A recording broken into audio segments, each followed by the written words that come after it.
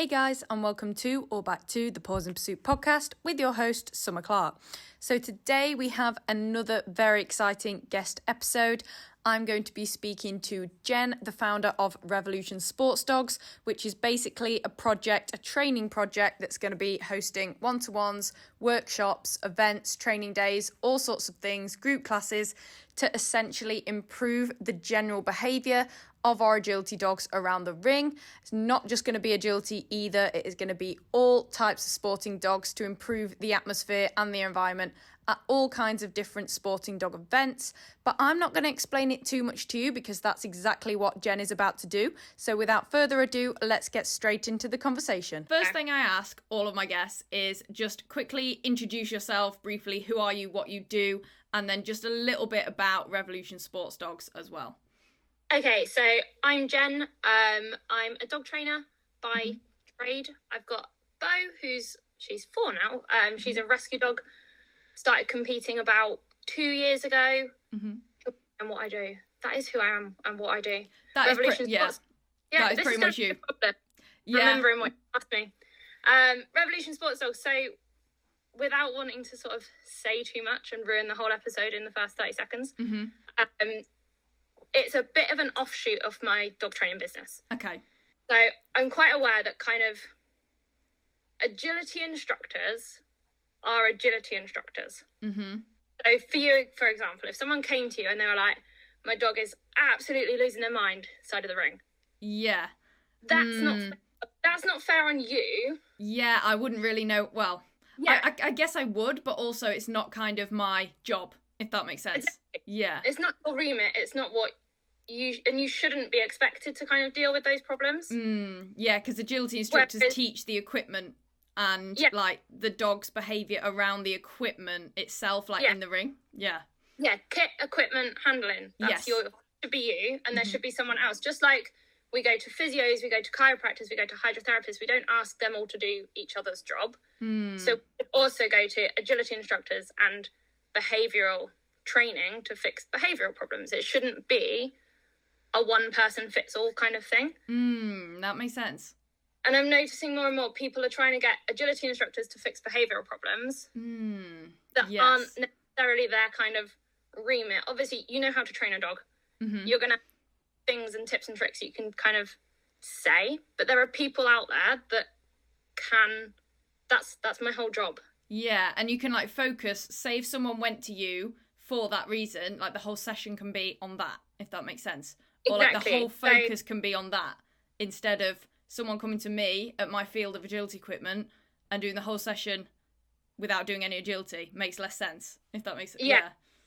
And like I've taken like street dogs from Romania who've wanted to kill people, dogs and everything around. And those dogs are like living their best life off lead. In the middle of cities, like having a great time. They're not a risk anymore. So proper transformation. Yeah, that's where I've come at things from. So I can help those dogs with a different mindset. Okay, yeah, no, that makes sense. Specifically can. So that's kind of where Revolution Sports Dogs is what we are, basically. I'm trying to create something that means that we take the pressure off agility instructors and provide people with a more specialist service to fix the problems that they're facing that are impacting their agility time. Yeah, so it's still linked. But like you said, when you said about physios and osteos and hydrotherapists stuff, it's all the same kind of industry, but, you know, that can affect sporting performance, say, but they all do slightly different jobs in that. So exactly. Yeah, that makes sense. So like we were talking about Arrow before the recording started. Yeah. Like you trust your physio for some things and your vet for other things. Yeah, but exactly. I wouldn't trust my vet for some stuff, and I wouldn't ask my physio about flea and worming treatment. Yeah, no, exactly. Yeah, but they're all working with a dog, just separate parts of the dog. Yeah. So the same thing. We're all working for behaviour and agility performance and training, but different, completely separate parts of that. So we're working together to create the best agility dog possible for that person. I was going to say they go hand in hand then, like a dog that can behave well around the ring will be a better agility dog and vice versa and stuff like that. But it allows you to be able to focus on your job without worrying about the other bits that come alongside that. Yeah, that's so true. Yeah, not the sort of behaviourist kind of things. Because, I mean, I suppose some instructors might class themselves as dog behaviourists, some agility instructors, but I wouldn't call myself a dog behaviourist, if that makes sense. Yeah, like, so, do you know what I mean? If someone came to you, so take one of my clients at the moment that I'm working with in a one-to-one basis, their dog is a super little agility dog, but she chases everything. She will run out the ring, she will chase any dog moving next to her. So she could do it like if it was just agility and nothing around it, but then obviously you go into a show environment and so if she came to train with you, you wouldn't see a problem. But she can't compete. Yeah. And fixing that isn't necessarily your job. Yeah, no, exactly. Or that's true. Instructor's job. Yeah, so it's creating that sort of equivalent job. Yeah. That makes sense. So it's the other element that kind of, I think, is needed for our sports dogs, regardless of what sport that is, to be honest. Yeah, true, actually, yeah. Away from the trainer that is specifically teaching the skill. Yes, that makes sense. So the first question is, what exactly is Revolution Sports Dog? So we've kind of touched on that. So I understand like the principle behind it, but how will you what will you do going forward in Revolution Sports Dog? Does that make sense? Like, what are you going to be holding events, stuff like that? What is it in that sense? So we've got our first workshop on the 18th of November. Okay. I kind of preemptively put that onto AgilityNet, thinking that sort of we'd use this podcast, to be honest, as a bit of a promo to kind of launch ourselves and say we're here. But actually, that sold out entirely. Oh, wow. Perfect. And I had to put a second workshop on the same day, which is also now completely sold out. Oh, wow. Okay, that's a good start. Which is amazing. So we'll work sort of in that basis, workshops. There's also the option to work one-to-one. So from that post, I've got 3 guys working with me on one basis. I run agility group classes. So they're not group classes in the traditional sense that you might run a group class. Okay. My group classes are focused. They've got 2 focuses. So I've got my own behavioural clients who need a little bit of enrichment. Okay. So they do some sort of agility for fun. Yeah, just something to do and train them, yeah. Yeah, so I make them do it properly, but I'm not going to lose a night's sleep if we're missing contacts. Yeah, okay, that makes sense. Like, we're all safe. It's totally They're safe. They're just having fun, using the brain, stimulating them, yeah. No one's going to cry if contacts are being missed. Okay, cool. I will when I train by, because I'm too emotional. I was going to say, yeah, when it's our own dogs, it's different, but if they're having fun, it's fine. For sort of the Revolution dogs that come into that, the way I run those group classes is we sort of set up stations. Okay. So I've got 5 or 6 stations of little skills and drills. Okay. But it means my dogs are working around other dogs constantly. So there's always something else going on. Yeah, so I might have 6 dogs working at exactly the same time. But doing different things. Yeah, doing one dog over in one corner might be doing start line weight work. Yeah. And over there is practicing their seesaws. Oh, right. Okay, yeah. So it's getting used to seeing other dogs. Yeah, a dog on the outside might be just sitting and doing nothing. And just watching. Yeah. So for those dogs coming in, and again, I don't care about the actual agility side of it. That's not the point. Yeah. Yeah. If you come in and your start line is rubbish, oh well. You're still working the dog in that scenario. Yeah. Unless you come to me specifically for help with start lines, and I think that's where there's a little bit of crossover between the agility instructor and me. I can help with that, and I think that is an obedience and behavioural skill. Yeah. As much as it is an agility skill, because there can be behavioural reasons why start falling apart. Yes, and I think as well there's often behavioural reasons behind a lot of agility-specific issues, if that makes sense. Yeah. Like, I think if the dog has an understanding of a piece of equipment and then something's still occurring where it's an issue in the ring or something like that, that's when it's more like, okay, maybe it's not even necessarily an understanding, it's, you know, more of a deep-rooted behavioural issue that you may understand a little bit more than me or another instructor.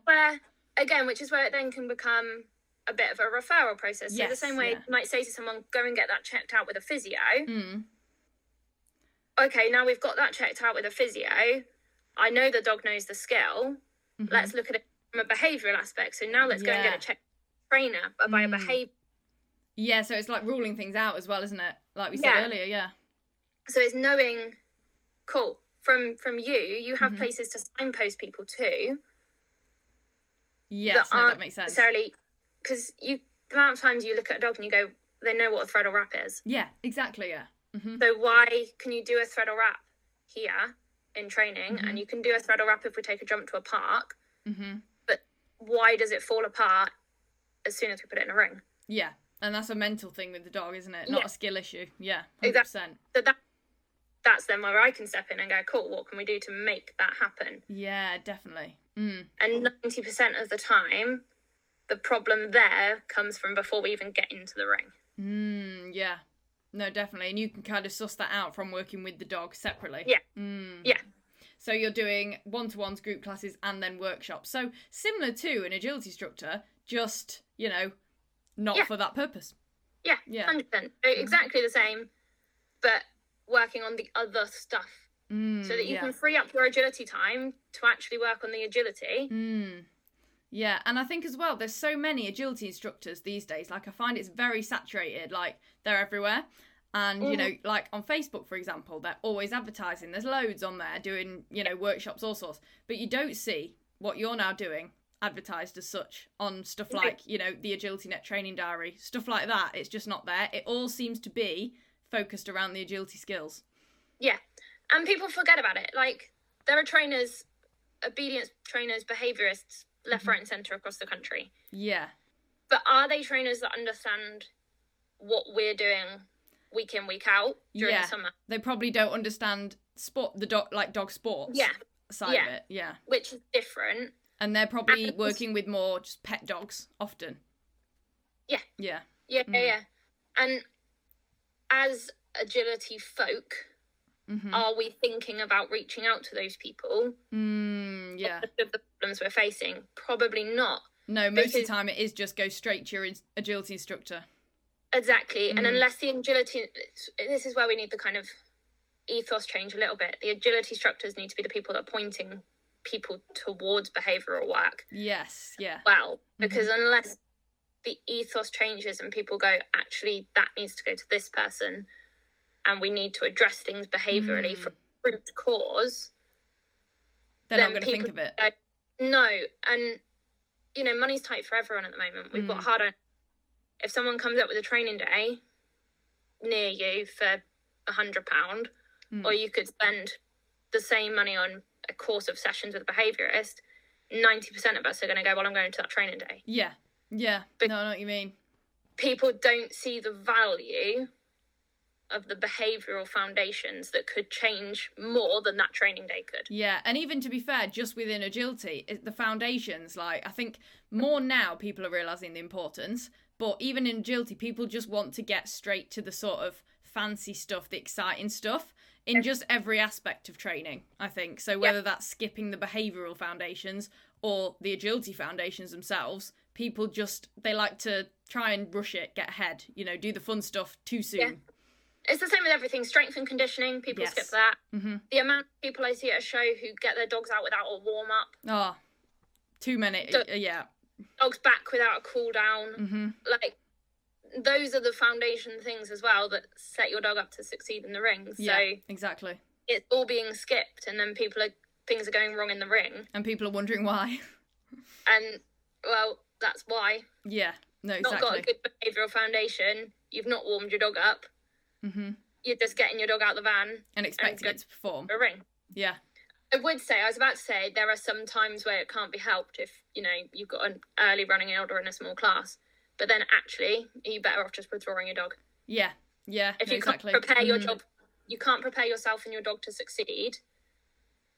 Or get there super early, warm the dog up, quickly walk the course, and then it's already warmed up. Do you know what I mean? There are ways around it. There are definitely ways around it, but I think people I don't think it's even that people can't be bothered. It's just they don't understand, like you said, the importance of it. I think that's what it is. It's a lack of education. Yeah. It's totally not intentional. I think people just simply don't think about it. It's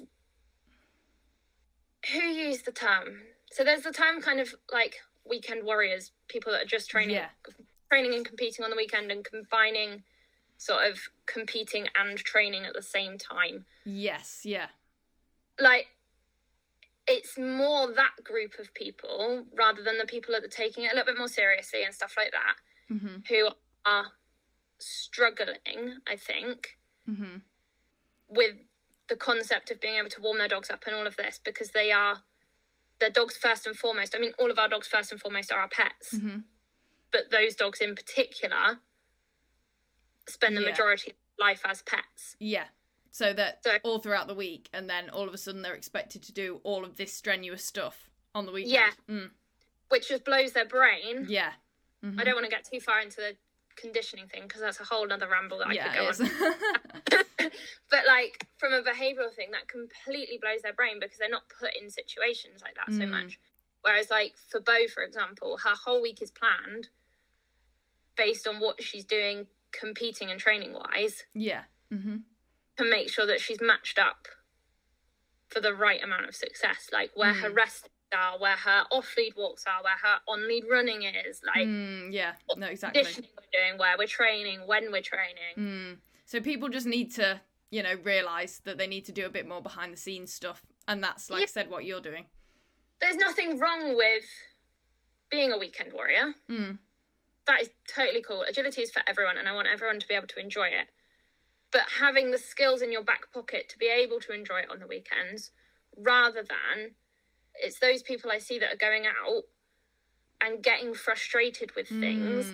That if they just had the tools there to be able to manage, they would have a much more enjoyable weekend. Yeah, no, definitely. So they'd be helping themselves. That's what I want, is that everyone can actually go out regardless of what level they're trying to do stuff. No, 100%. And compete well. Yeah, definitely. Like, on the workshop on the 18th, I've got champ handlers coming, and I've got your weekend warriors. Yeah, so it's very inclusive. It's regardless of what level you're working at, I want people to be able to enjoy the time they're spending with their dogs. Yeah, that is the end goal, no matter who you are, really. Yeah. Cool. That's pretty much. So what inspired you to bring this project to life then? What gave you that light bulb moment? Sorry. It's all right. Like my bloodstream. So I had a couple of incidences kind of back to back at KCI and then the Iconic show that followed. Okay. Where we had, across those 2 weekends, we had 3 off-lead dogs run into the ring. Oh, wow. Which is obviously stressful for the dogs. Yeah. People. I got knocked over by a dog.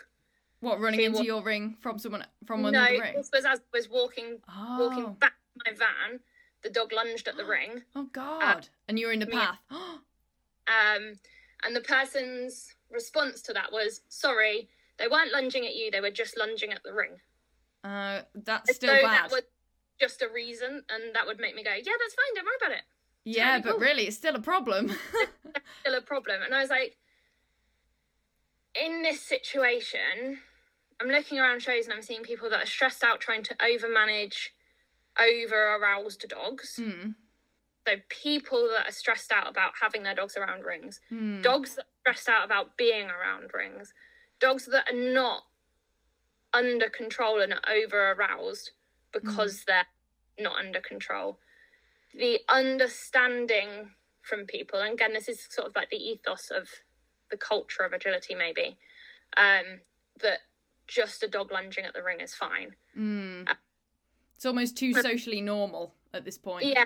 I asked at a different show, I asked someone if they could move their dog back from a ring that I was working on. And because their collie was right on the start line and it was a really starey collie. You mind just moving your dog back a bit? Yeah. It's staring at the dogs on the start line. It's not very fair. And the person's response was, it's not staring, it's just a collie. Oh.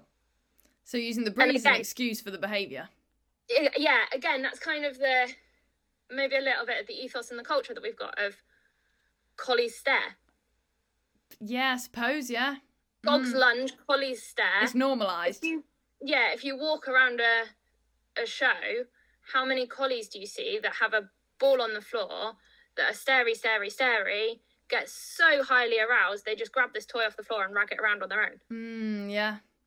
And then they drop the toy, spit the toy out, and they're back to staring at the ring again. Yeah.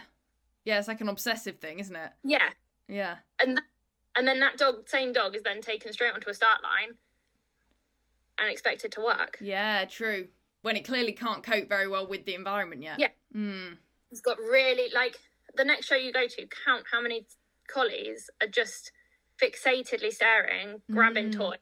And I also think, which makes sense if you're more uneducated, is I feel like at the start of maybe when you get a new dog or something, some people are like, they want their dog to be like that because they take that as sort of, oh, it's really interested in the agility. Yeah. Oh, it's really like drivey, it's eager, it's got the drive to do it and stuff like that. When actually it's not anything about that at all. No, and it's actually a problem behaviour.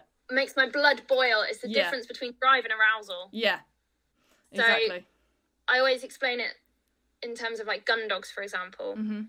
So take a spaniel that is working as a gun dog. That dog is drivey, yeah? Yeah. Regardless of the pain of running through a bush of brambles to get the retrieve. It is focused on the task and it's going to complete the task at hand. Yeah.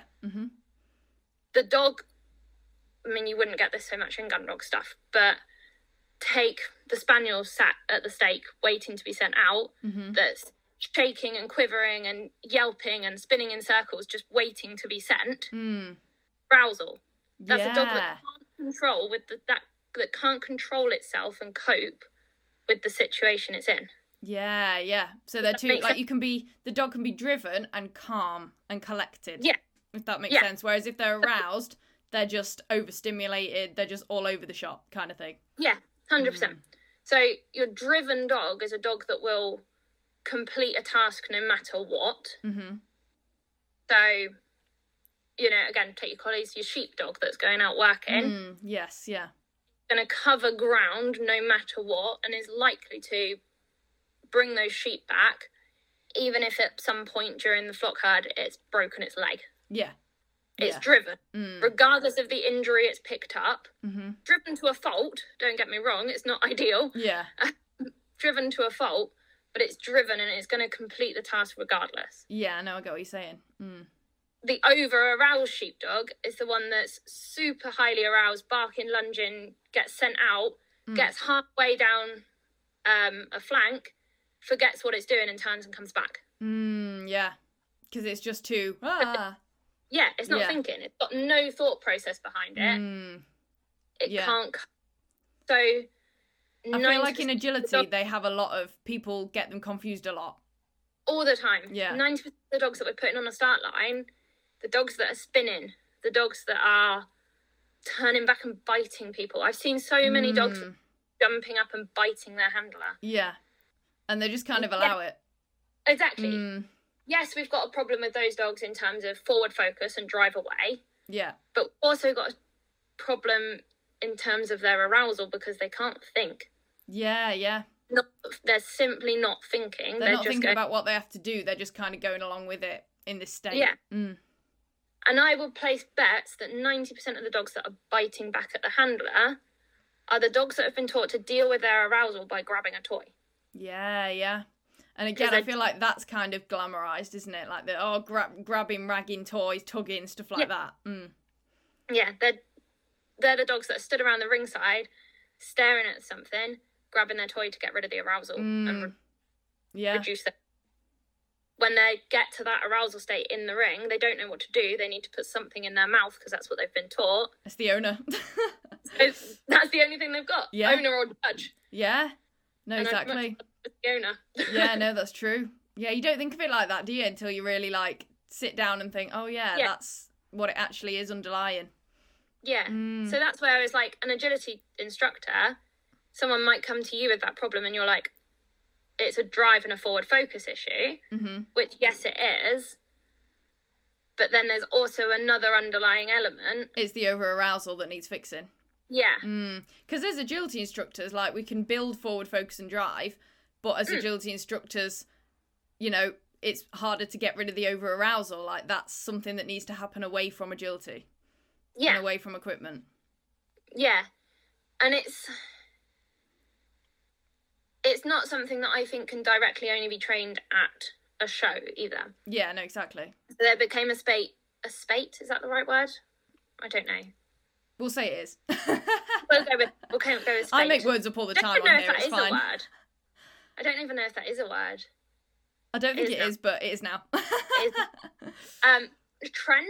They became a trend. Yes, okay, that makes sense. Yeah, that makes sense. Of people trying to train behavioural problems around the rings at shows. Okay.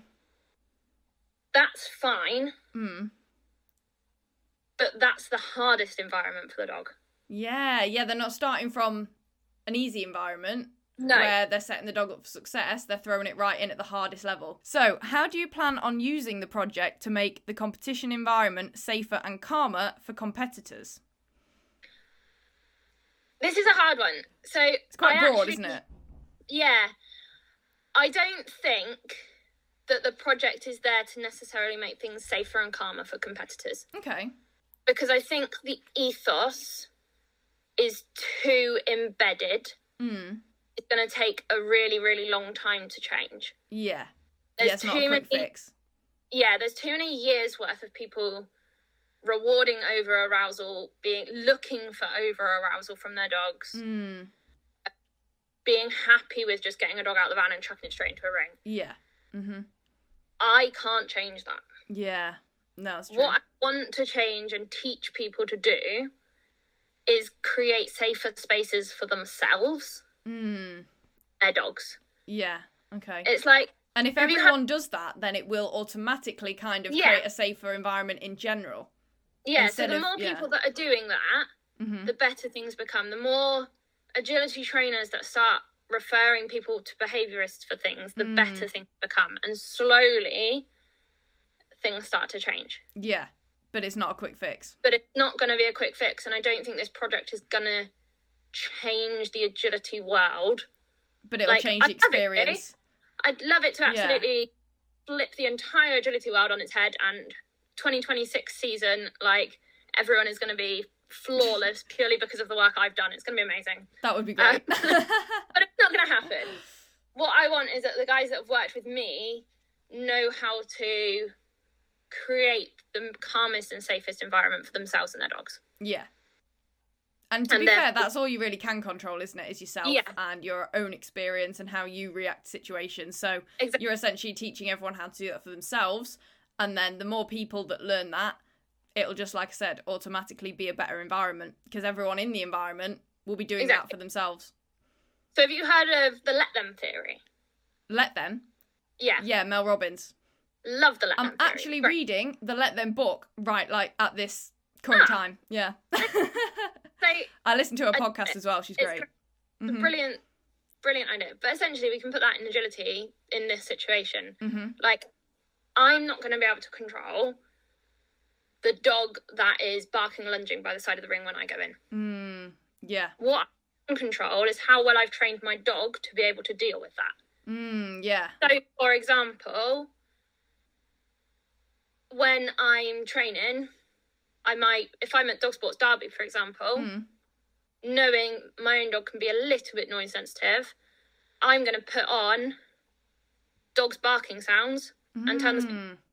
That's a good idea, yeah, I never thought of that. With that. It's like how people do it with the fireworks CDs, don't they? For dogs that react to fireworks, all of that. So for example, I took her, she got through to the Starters Cup final last year, so we went to Olympia last year. She's a rescue that used to be really noise sensitive, really environmentally sensitive, and also really movement chasey. So knowing that there were going to be a lot of horses there, I went on a walk with a friend's horse. Ah, good idea, yeah. I took a couple of jumps. We went into their sand school. She rode the horse around at the bottom of the arena, and I did some start lines and a couple of jumps at the top of the arena. So she could work in exactly the same space as a horse. That was a horse. So I knew if she encountered a horse in that environment, I'd done loads of training. I took her to some point-to-point races, so she saw some horses running. controlled that. So I knew regardless preparing of what that for it, did, I'd controlled that. So I controlled my controllables. Yeah, you've done the best you can. And I could let them do whatever they did. Yeah. And you can deal with it. And I whacked on crowd noises. That's a great idea, yeah. So the crowds could do whatever they want. I could let them do that. And I could control me. Yeah. Because that is literally all we can do, isn't it? Like, we cannot control other people. Exactly. So I can make sure I'm set up and my dog is set up in the best way possible to deal with what they might focus on. So one thing I'm working on at the moment is we're getting a lot of wing wrap starts. Yes. Yeah. Bo really hates when she has to wing wrap towards the cue. Ah, of course, yeah. So when she's got to forward focus at a collie that is also staring at the start line. Yeah. She's basically got a stare off against a collie. Yeah, that's not helpful at the start of a run, is it? She will start a little bit tentatively. Yeah. I don't blame her. I'm working on that. Yeah. By having her and another dog both forward focus on the same jump at the same time. Ah, that's, from opposite sides. And then we'll release, with my friend, we'll release one dog. She might release her dog. I might release Bo. Yeah. Both are set far enough back that they're not going to jump into each other. And but obviously, they have to deal with that. Both dogs know each other, so it's not the end of the world. Yeah. But they have to deal with that. Yeah, no, that's a good idea. At the show, I've kind of taken the pressure off a little bit. Normally, her forward focus cue is that she should be dead looking at it. Yeah. And that's all there is to it. In that situation, she'll look at it, kind of almost tell me she's clocked it and knows where she should be going. But you can tell she's not. Yeah, she'll drop her gaze away from it slightly. And I'm like, that's fine. I'm not going to force you to do something that's uncomfortable. Yeah. Yeah. Okay, that makes sense. But also, I can't change that dog out there that is staring. Yeah. No, you can't do anything about it. You can't just go out and be like, can you move your dog, and then go back into the ring? Yeah. I can't change the course. I can't change the dog. Yeah. I might, in the queue, go, oh, do you mind just keeping back a little bit while we're on the start line? Because it's not a situation that my dog's particularly comfortable with. Yeah, you could do that, yeah.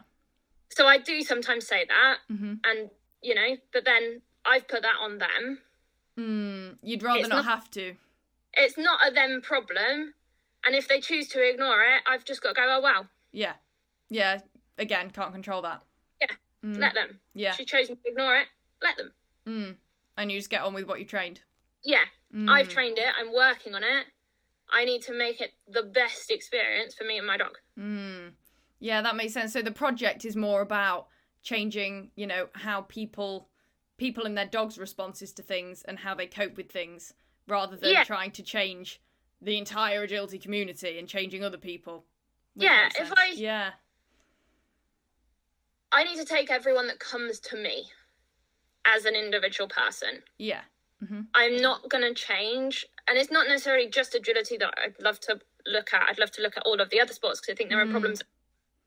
And I'm not going to change the entire dog sports community on my own overnight. Yeah. We've got to be realistic. Like, I'd love to. If I had a magic wand, it would be fabulous. But what I can change is how each individual person experiences a show. Yeah. And try and make them more positive for people. Yeah, and make that experience the best for people and their dogs. Yeah. More people that do that, the more overall change we've got. Yeah. And over time, like I said, if more people do that, you've got more people doing it. So it does make the environment better. Maybe even if it's in a few years, do you know what I mean? Exactly. So, and hopefully take the pressure off agility trainers a bit, because I think you guys get landed with so many things that are a bit out of your remit. You become agility instructors, behaviourists, physios. Yeah, there's a lot to it, definitely. Like, you become all of these things that and it's I'm not really qualified for that. No, exactly. Yeah, and as well, you can't know everything, do you know what I mean? So that's why it's good to have specialists in each area of something, because it's impossible to, be really knowledgeable about a ton of different things. I mean, some people probably are, but generally, if you're just really good at one thing, but there's one of those people for everything, that's where that's going to be more helpful. Yeah, 100%. Amazing. So what will your workshops and training events entail then? Okay, so it's very dog dependent on who is booked onto each workshop. Okay. And what issues they're facing as to how things are structured.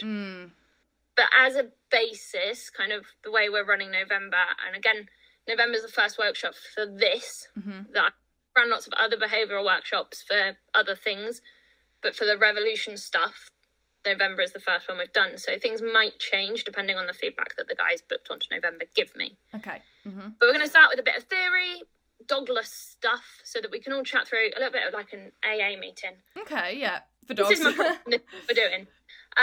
Because I think having a bit of an understanding about what we're changing, how we're changing, and what we're looking for before we get the dogs out. Yeah, understand really what you're going to do before you have to do it. Yeah, a little bit like walking the course before you put the dog on. Yes, of course, yeah. Okay. I want them to understand how they're going to do stuff and why they're going to do it. Yeah, the meaning. Always just give people the how without giving them the understanding of the why as well. Yeah, because they need to know what they're like working towards or trying like. Yeah, what we're trying to achieve. What is the point of what we're trying to do? Yeah. It's if you take running contact training. There are 7,000 methods, right? Yes. You've got to pick the method that makes sense to you as a handler. Yeah. And your dog. Because that's the best way that you can communicate it to your dog. Yeah. And there's no real right or wrong because everyone's so different. Yeah. If it doesn't make sense to you as a person and you don't understand what you're trying to achieve at each step, you're not going to make your dog understand it. No, exactly, yeah. Yeah, because you're not going to know what's right or wrong or... Yeah. You're not going to be able to communicate it. So I want the guys that work with us to understand exactly why they're doing each step that they're doing. Yeah. And how that translates to the bigger picture. Yeah, that's a good idea. So that's where the theory stuff's going to come in. Okay. Then practical-wise, there'll be a bit of sort of one-to-one stuff where people can spectate what each one's doing. Because, again, we're going to have so many different dogs in a group. Like, not a dog in that group situation is going to be facing the same issue. Yeah, true. But people work through similar issues or even completely different issues is going to help people so much as handlers. Yeah, true. Because if they ever face something similar, they can fall back on what they're picking up on that. Yeah, true. Then there are some drills that I really like that we would do as a group. Okay. So they're things like teaching a dog how to process an environment, for example. So that gets missed quite often. So that's essentially how the dog responds to... Is it how it responds to the environment or how it kind of... how it takes it in before it responds to it? How it takes it in, essentially. How it is able to look at a situation and assess a situation and make a decision. Decide how to then respond to it. Yeah. Oh, I see. We miss it quite quickly because we quite often take agility, for example. We take our puppies down to the rings and we play tug with them. We ask them to spin left and right and play tug and throw food on the ground. Very rarely do we let them look at what's actually going on. Yeah, true. Yeah, it's all about getting them to do stuff as if they were already competing, isn't it? Yeah. So I sit with my dog and do absolutely nothing. Treats in one hand, sit in one hand, say absolutely nothing at a distance that's not going to affect her and not going to affect dogs that are working, obviously. And if she looks at me, she gets a reward. Okay, yeah. You're allowed to look at all of this. That's not banned. Yeah. Like, be interested, but don't react. But there's no value. Yeah. You get rewarded when you look back at me. You don't get rewarded from staring at all of this. Okay. So, again, Bo used to be super movement Tracy. So sometimes I take her to things like park run. Oh, yeah. And we sit and we watch everyone run past. And she goes, oh my God, runners are really exciting. And then she goes, okay, it's less exciting now. I'll look back at mum. We might play a game of tug. We might have some food. There's value there. Yeah, it's more interesting to look at you because she gets stuff. Yeah. But if I'm begging her and not letting her look, it's almost like if you were walking through the forest and there's a bear behind you and I go, Summer, don't look at the bear. Yeah. Look at me. Don't look at that thing. Yeah, you're going to want to look at it more. Yeah. Whereas if you look at it and you go, all right, it's a good distance away. It doesn't seem particularly interested in me. That's cool. I can look back at you. Yeah, no, true. Yeah. That you've dealt with that. Yeah, you've taken it in. It doesn't matter. That's a good way to look at it, actually, yeah. That's what I want from my dogs. The ability that they can go, okay, that is that. Doesn't matter. Yeah, it's irrelevant to me because mum's more important. Whereas, if I'm not letting them do that, then they get super wanty. That's good English, isn't it? I know what you mean. They want. It's like kids, though, isn't it? If you tell a kid not to touch a hot stove, they're going to be like, "Oh my god, I want to know now." Do you know what I mean? Yeah, exactly. Yeah. And if I'm there going, can you spin? Can you twist? Can you go left? Can you go right? Can you go back? Can you lie down? Then yeah, they might be able to do all of that. And as soon as they look at the stuff, they're like, "Oh my god, that's crazy." Yeah, Didn't know that. yeah. Wild. They can only then deal with the environment when I'm telling them what to do in it. Yeah, true. They don't know how to make a good choice on their own. Yeah. They can only cope if I'm telling them to do something. And you'll see that again around the rings quite often. A dog will cope really well if someone's asking them to heel, asking them to walk nicely, getting them to do tricks. They'll be totally fine. That same person then stops to have a conversation. The dog loses go crazy. Because we've stopped. Yeah, and true. We've stopped telling them what to do. So it's literally the ability to just exist without reacting. Yeah, to be able to look at something and not care. Yeah. Yeah, no, that's true. Yeah, because you do see people, like, always doing stuff, you're right, in these environments. Do you know what I mean? Yeah. And I think people think that's how they get them to be good in that environment. Do you know what I mean? Like, get them to perform in that environment, but... Yeah. I'll have Bo around tramp rings in the evenings to watch finals, and people are like, oh my god, my dog would never be able to lie here and just watch it. Why not? Yeah. Yeah, no, exactly, yeah. Yeah, that's an issue. If your dog is that excited that agility's going on, that could be very good for their mindset. No, and also then, like, imagine if they're that aroused just watching it, imagine when you take them into the ring to do it. Do you know what I mean? Yeah, exactly. So we need to be able to switch on and switch off our dogs. Yeah, definitely. Bo is super chill until she's maybe about 2 or 3 dogs before we run. Okay, yeah. So it doesn't matter how long the queue is. The queue could be half an hour long. I won't join a super long queue because I just think it's pointless. I don't want to be out and about, especially in the summer and it's hot. Yeah, it's boring as well. And I get bored. I don't want to stand there for half an hour. Yeah, no.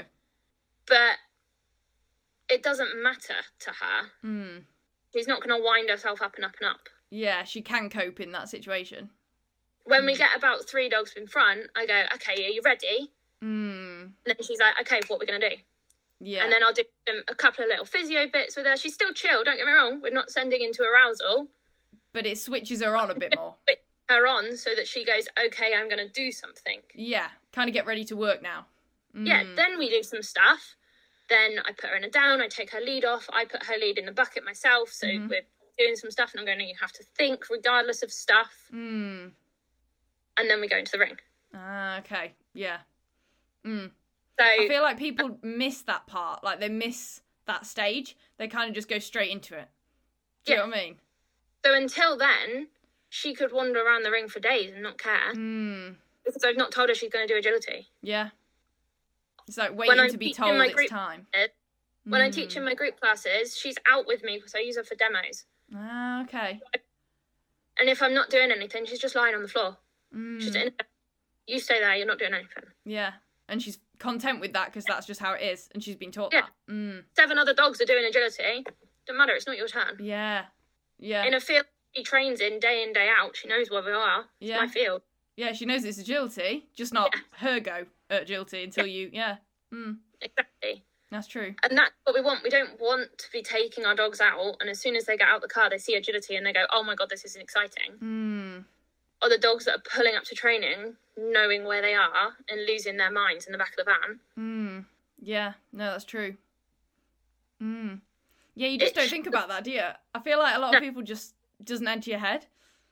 Or if I let her off into the field, the first thing she wants to do is play with me, not run and do the agility stuff. Yeah, exactly. It's that value for the handler as well, isn't it? Yeah. Or it's where is the importance? And if my dog's staring, or a dog is staring at the agility that's going on, is that agility then more valuable than the handler and the engagement and the fun that's there? Yeah, true. Where is the value for that dog? Yeah. And agility is all about the dog wanting to engage with and follow the handler. So if you don't have that, it's not going to be able to compete well anyway. Exactly. So then is that dog running around taking off-course obstacles? Yeah, because it just wants to be doing something. Yeah. No, Can you correct that dog? Or is just going and taking jumps and tunnels and doing whatever they want. Yeah. And a self-reward that they don't care that you're stood in the middle of the field going, no, lie down. Yeah, they've rewarded themselves for going in the tunnel. Yeah, they're like, I don't care, I'm just running. I'm having a good time, yeah. That's so true. Very interesting way to look at it. Very important as well. Like I said, I think people don't think about it enough, for sure. Not at all. So would you say then, will your workshops and training events involve any sports-specific skills, or will they focus solely on that ringside obedience?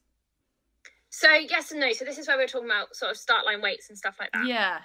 I don't think, like, I'm not there to teach you how to do a nice running dog walk. It's not what my job is. Yeah. If you were to send someone to me because there was a running dog walk problem in the ring specifically, chances are I'm going to break that down and find the fact that the problem is before the ring. Yeah, and it's nothing to do with the actual dog walk. No. Yeah. The problem is well before we get there. Yeah. The same with a start line usually. So I think the closest to sport-specific behaviours is going to be things like start lines. And with Arrow's a good example of this. He hates a start line because he's nervous of the environment. He's nervous in that situation, but he knows how to wait. I've taught him a wait. And if he's in the house or the garden and I say sit, wait, and I walk away, fine. He knows how to do that. It's his emotional response to the situation I'm asking him to do it in that's the issue. Yeah. So I've had this with Bo a couple of times. She can be a bit nervous Nelly sometimes. Whenever your dog stands up and breaks the time weight, you return, don't you? Yeah. Yeah, to put them back in it.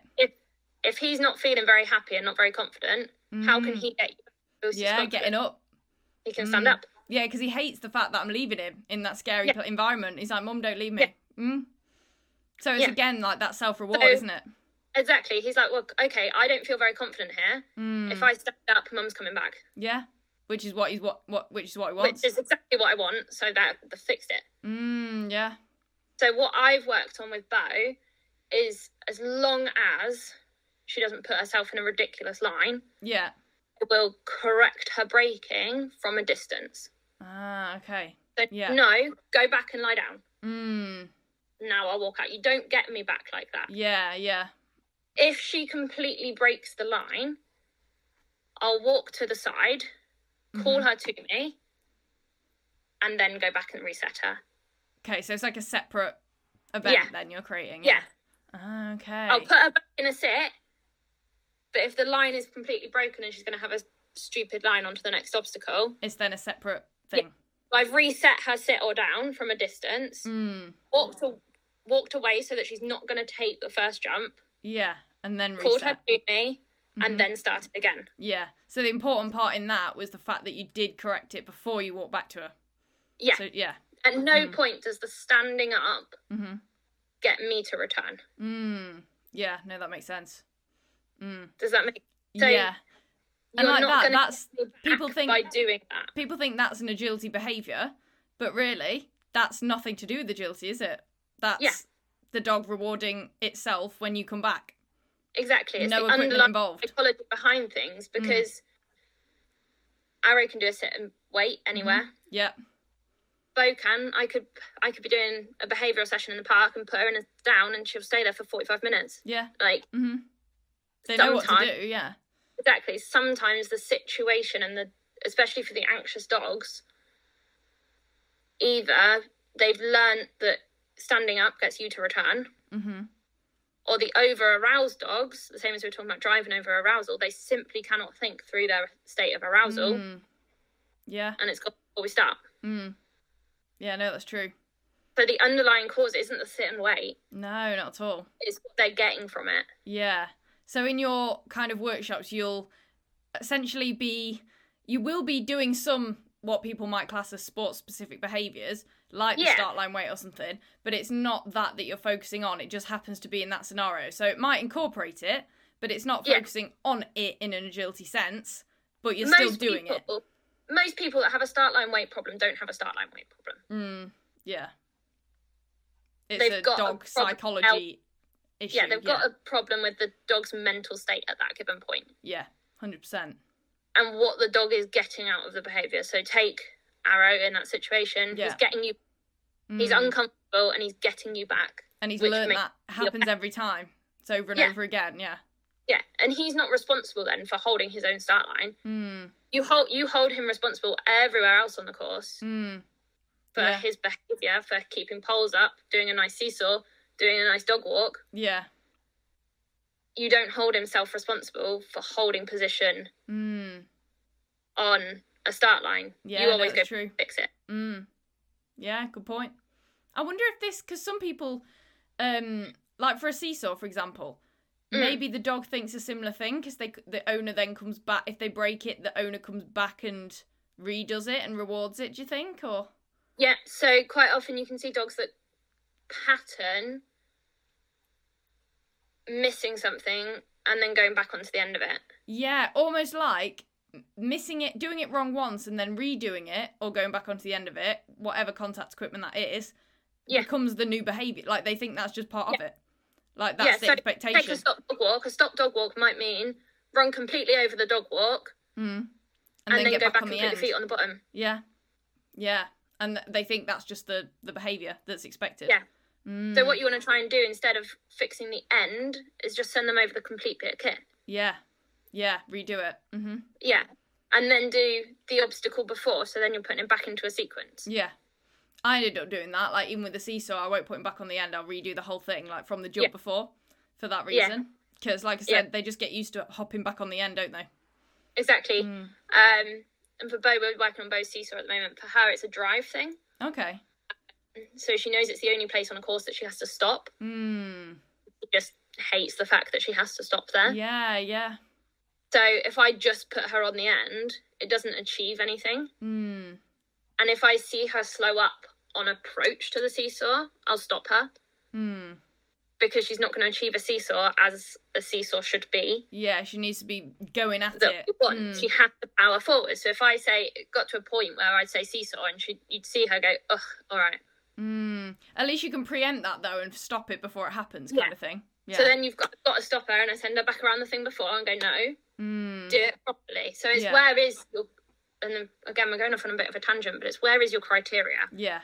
Yeah, no, that makes sense. Criteria for that, for me, she could give me the perfect behaviour at the end. But actually the criteria is drive fast and then stop. Yeah, there's more than just the stop position. Like, the criteria should be the whole sequence of behaviours that make up that piece of equipment. Exactly. If she, like, if I see her body language drop when I say seesaw, no, start again. You've got to do it fast. That's super interesting. See, I think everyone that does agility would really benefit from more behavioural knowledge. Like, it'd make their performance in the ring so much better. Because you just, like I said, it's just a completely different way of thinking about it. It's crazy. Yeah. It's thinking about the dog's psychology behind everything you're asking of them. Like, your start line you go back to the dog. Yeah. And it fits. Everyone needs to know these things. They really do, for sure. And generally, if you've had to return to your dog, especially at a competition, and then when you release them sooner than you wanted to, because you're like, oh, I've had to go back, I've wasted a bit of time, and he's obviously not very happy, so I'll just release get over with, Yeah. So they learn, okay, I stand up, mum comes back, I don't have to wait so long. Yeah. They're too smart, tell you. They're so clever, bless them, yeah. Smarter than us. Oh, amazing. So going back to kind of the ringside behaviour then, in your opinion, how does a dog's behaviour around the ring affect the dog and owner? So I'm guessing this question means the dog and owner that it's happening to. Yeah. So much. I feel like we've already probably covered this everywhere. But if you think about it, if you are really worried about your dog lunging at people, lunging at dogs, wanting to chase stuff, and you get them out the car worrying about that, I definitely think it affects. Are you going to have a good time in the ring? Probably not. Yeah, I definitely think it affects the handler's state of mind, which then will affect their performance as a handler in the ring anyway. Like, I think if you start off with that anxiety, expecting your dog to do this and that and this and that, you can't even focus on the agility properly because you're just worrying about even just getting to the ring without something like that happening. Exactly. And again, I'll liken it back to stuff that we all know. Like, if you're worried that your dog's going to miss a dog walk, it's probably going to miss the dog walk. Yeah. And I've had that. I've had to try and break out of like worrying about the start line of the seesaw. Like I'll go in thinking about it because it's drilled into my head. Yeah. But then that makes it worse. If you're worried that they're going to lose their head in the queue, they're probably going to lose their head in the queue. Yeah. Because you're stressed out. Yeah. And then people say, why, but it does it in training. Why did they do it in training? It's because you're not worried in training. It doesn't matter. Yeah. Isn't it? No one minds then. Yeah, exactly. You're not Just stressing. training. People put too much importance. I think it's a bit of both. We can quite quickly say people put too much importance on competition. But I also think people then don't take training seriously enough. Yeah. No, I know what you mean. Because it's our nice social time. And it doesn't really matter. Yeah, but actually you need to do the work in training to get what you want at the weekend. Which is where I think it could be useful as a trainer to do, I don't know, I've got a bar of chocolate here. Whoever does the fastest clear round gets bar of chocolate. Good point, actually, yeah. Like almost I'd be determined. Like almost setting that up so people have to kind of go for it like they would if it was a Yeah. No, that's a good idea. Well, I might start doing that now, you know. My students, you're going to get chocolate bars now. Everyone will get really fat, but it's fine. Yeah, exactly, it's fine. They're running it off, it's fine. Someone else's problem. Yeah. So obviously it affects the owner because they're getting nervous that their dog's going to like lunge or have that bad behaviour around the ring. Yeah. But the dog, so how does it affect the dog? Because obviously the dog's just, you know, losing its head, essentially. Yeah. It's so not again, thinking. we've kind of covered this, but yeah.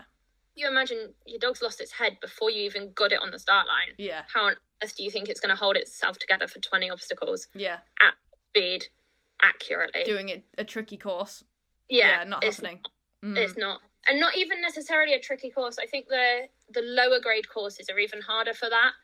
Oh, yeah, because they're so fast. They're running so fast, so flat, that they've not got chance to have to think. Good point. Yeah, I didn't think of that. You're getting dogs running around jumps, you're getting dogs knocking poles, because they've sent themselves sky high before they start, and then the course encourages sky chaos as well. Yeah, and then generally, some of the sort of British courses we're seeing, it's super fast straight lines into a point of collection. Yeah, that decel. Yeah, so they're sky high before you get to the queue. They're ragging on toys, losing their brains in the queue. Then you go on a start line and ask them to run a straight line of 4 jumps. And then you ask them to collect nicely to turn into the weaves. Yeah, not happening. Not going to happen. We said about the pole knocking often as well. I think if a dog is, like we said, sky high and not thinking, they're not going to be thinking about what they're doing with their feet. And that could contribute to the pole knocking because they're not thinking about what they're doing with their body. They're just going. No, exactly. So the issue isn't, oh, my dog knocks poles. The issue is, oh, my dog isn't focusing because of its behaviour before it even gets to the ring.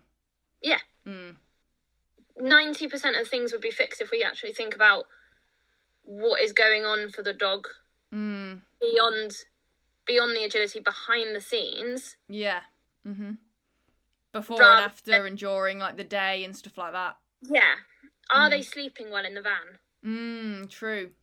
Or are they barking at everyone that walks past? Winding themselves up. Yeah. And then they're losing their minds and barking as you go to get them out. Dragging you to the ring. Yeah. And then they're picking on a toy, and then they're lunging at another dog. Yeah. And then, like me at that show, they're knocking someone over. Yeah. God. And then you put them into a ring. Yeah. So both the handler and the dog goes into the ring in like the worst state of mind possible. It's never going to go well, is it? Yeah, exactly. I think sometimes the harder courses are even better for those dogs. Because it forces them to almost think a bit. It forces them to think. Yeah, no, that makes sense. The same as much as I hate to say it, because I don't like them myself, but the tighter courses. Yeah. They force them to think. Yeah. Like, yeah, body aside, just mentally, it does. Mentally, yeah, I know what you mean. It makes the dog think. You start that dog on a jump, dog walk, jump start, or jump, dog walk, tunnel, even worse. Oh my God. Yeah. As with a running contact, they're sky high and then they just have to run. They're not thinking about that contact. No, they're not thinking about anything. Yeah. They're more likely to fall off a dog walk. Yeah, true. Because they're not thinking about where their feet are. No. Mm. They're more likely to miss a contact. Yeah, no, that's so true. They're more likely to break their start line. They're more likely to take the first pole. The amount of dogs that take first poles is crazy. And that's not a pole issue. It's maybe a handler issue and people setting dogs up too close to first jumps. Potentially, yeah. But more likely to be the dog's state of mind. Yeah. We should be teaching our dogs to be able to take a jump from anywhere. Yeah, because sometimes in some rings as well, you don't have the room to set them up like miles before the jump. So they've got to adapt, haven't they, and learn to cope with that kind of setup. Exactly. And if you think about teaching them how to collect on turns, again, I don't want to get into actual agility training. Yeah. But we're teaching them how to take off at the closest possible point to the jump. Yeah, so that's true. Even if I set my dog literally right on top of that first jump, they should be able to take it. They should be able to clear it. Because they should be true. thinking enough about how they need to move their body to clear the jump and do their job. Yeah, no, that's true. I also think as well, there's a lot of excuses that you can make, isn't there, for things, when really you should teach these things or, go away and work on those things. Because like you said, you should teach the dog that they can cope with that if they see it on course. Do you know exactly. What I mean? We don't always have ideal lines that would like. There was a show, I won't name show names, but there was a show this summer where I sat Bo in the Scrimes tent. Oh, wow. Because there was not enough room from the first jump into the tunnel, which was the second obstacle, to create a nice line between the two. Okay, yeah. Pretty much sat in the Scrimes tent. On the Scrimes lap, please. Pretty much. I was almost sat on the Scrimes lap as I put her in the middle. I was like, sorry, we're coming back in here. Yeah, you gotta do what you gotta do. But that opens up a whole nother problem with dogs running into Scrimes tents for food. Yeah. I mean, I've had it before where I've been judging and there's often shows will put out for your ring party like a tub of sweets or something. Yeah. Closed lid, there's just a tub of sweets on the table or whatever. And then people's dogs run to them and then the people say, oh, it's because there was a tub of sweets there. But I think it's just something else that a dog should be able to deal with. Do you know what I mean? Yeah, like, it shouldn't want to go off and look for that. It's like saying, there's food vans around. There's people eating burgers, like, ringside and stuff, because that's just a show. But you can't really blame that, because that's just what you should expect. Again, take Bo's seesaw, for example. So I've been rewarding her seesaws with cheese and sausage, and it's the only time ever gets cheese and sausage. Which means that whenever we're training, there is an open box of cheese and sausage right next to the seesaw. Ah, okay. So but she knows not to put her nose in it and eat it all. No, exactly. She knows that she's only going to get it when she's given it, when she's done the thing she's supposed to do. Yeah. That's a good example. My question to the dogs that are getting distracted by food is, are those also the dogs that on walks are scavenging? Yeah, true. They make themselves sick by potentially eating bones from KFC wrappers that have been discarded. Yeah, good point. Because it's more than that kind of problem, is more than the agility. It's a behaviour again. Everything else. Like, that's a life-threatening behaviour. Yeah. And if your dog isn't scavenging on walks, then you can't blame the behaviour being on the food in the ring. Because it doesn't matter out there, so why should it matter in the ring? Yeah, no, exactly. It's food. It's things. It's displacement. It's discomfort. Yeah. It's other stuff. Yeah, displacement's huge. Like, often, I think dogs are just not happy, so they just do things, and then the owners will be like, they've never done that before, that's random, blah, blah. But they're just doing something to make themselves feel better. Yeah, 100%. So and then finding out why. No, exactly. So on the other hand then, in your opinion, how does a dog's behaviour around the ring affect other competitors? So you've had this firsthand, so you'll know exactly how it affects you. Yeah. So one of the dogs that ran into one of our rings at Iconics, we had a really, really tricky course. I can't remember whose course it was. I would love to say, because it was a really lovely course. But I totally can't remember. I hadn't seen the dog run in, but Bo obviously had. Okay. The dog, at one point, the dog had been up near the weave entry, had disappeared in a direction in her eye line. I sent her up to the weaves, and she got to the top and then froze. Oh. It was like, what on earth is your issue? Yeah, because you didn't see it. She is the most, weaves are her most solid thing. Weaves will be fine. every time. Like, weaves are done. Like, yeah, happy with those, yeah. I was like, what on earth is going on? Sent Very her again. uncharacteristic. Sent her again. She didn't drive up far enough. Ah, okay.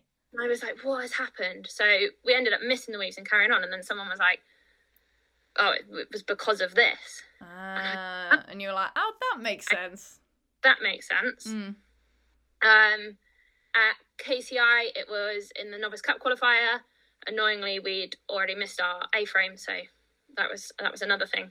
We didn't get a rerun because we'd already got 5 faults. Okay. I had to put her in a sit and wait for this dog to be away from the vicinity and for the judge to be happy for us to carry on. And Bo was just really confused. Yeah, because that never happens normally, does it? She was like, why on earth have I been stopped for the last, 2 minutes? Yeah, in the middle of a run. She was like, I know I missed the A-frame, but it's not that big a deal. Yeah. And you can't explain to him, can you? Exactly. So all of these things add to a dog's confidence. So it can literally ruin other people's dog's confidence if your dog behaves like that at a show. Yeah. And then it takes so long to fix, doesn't it?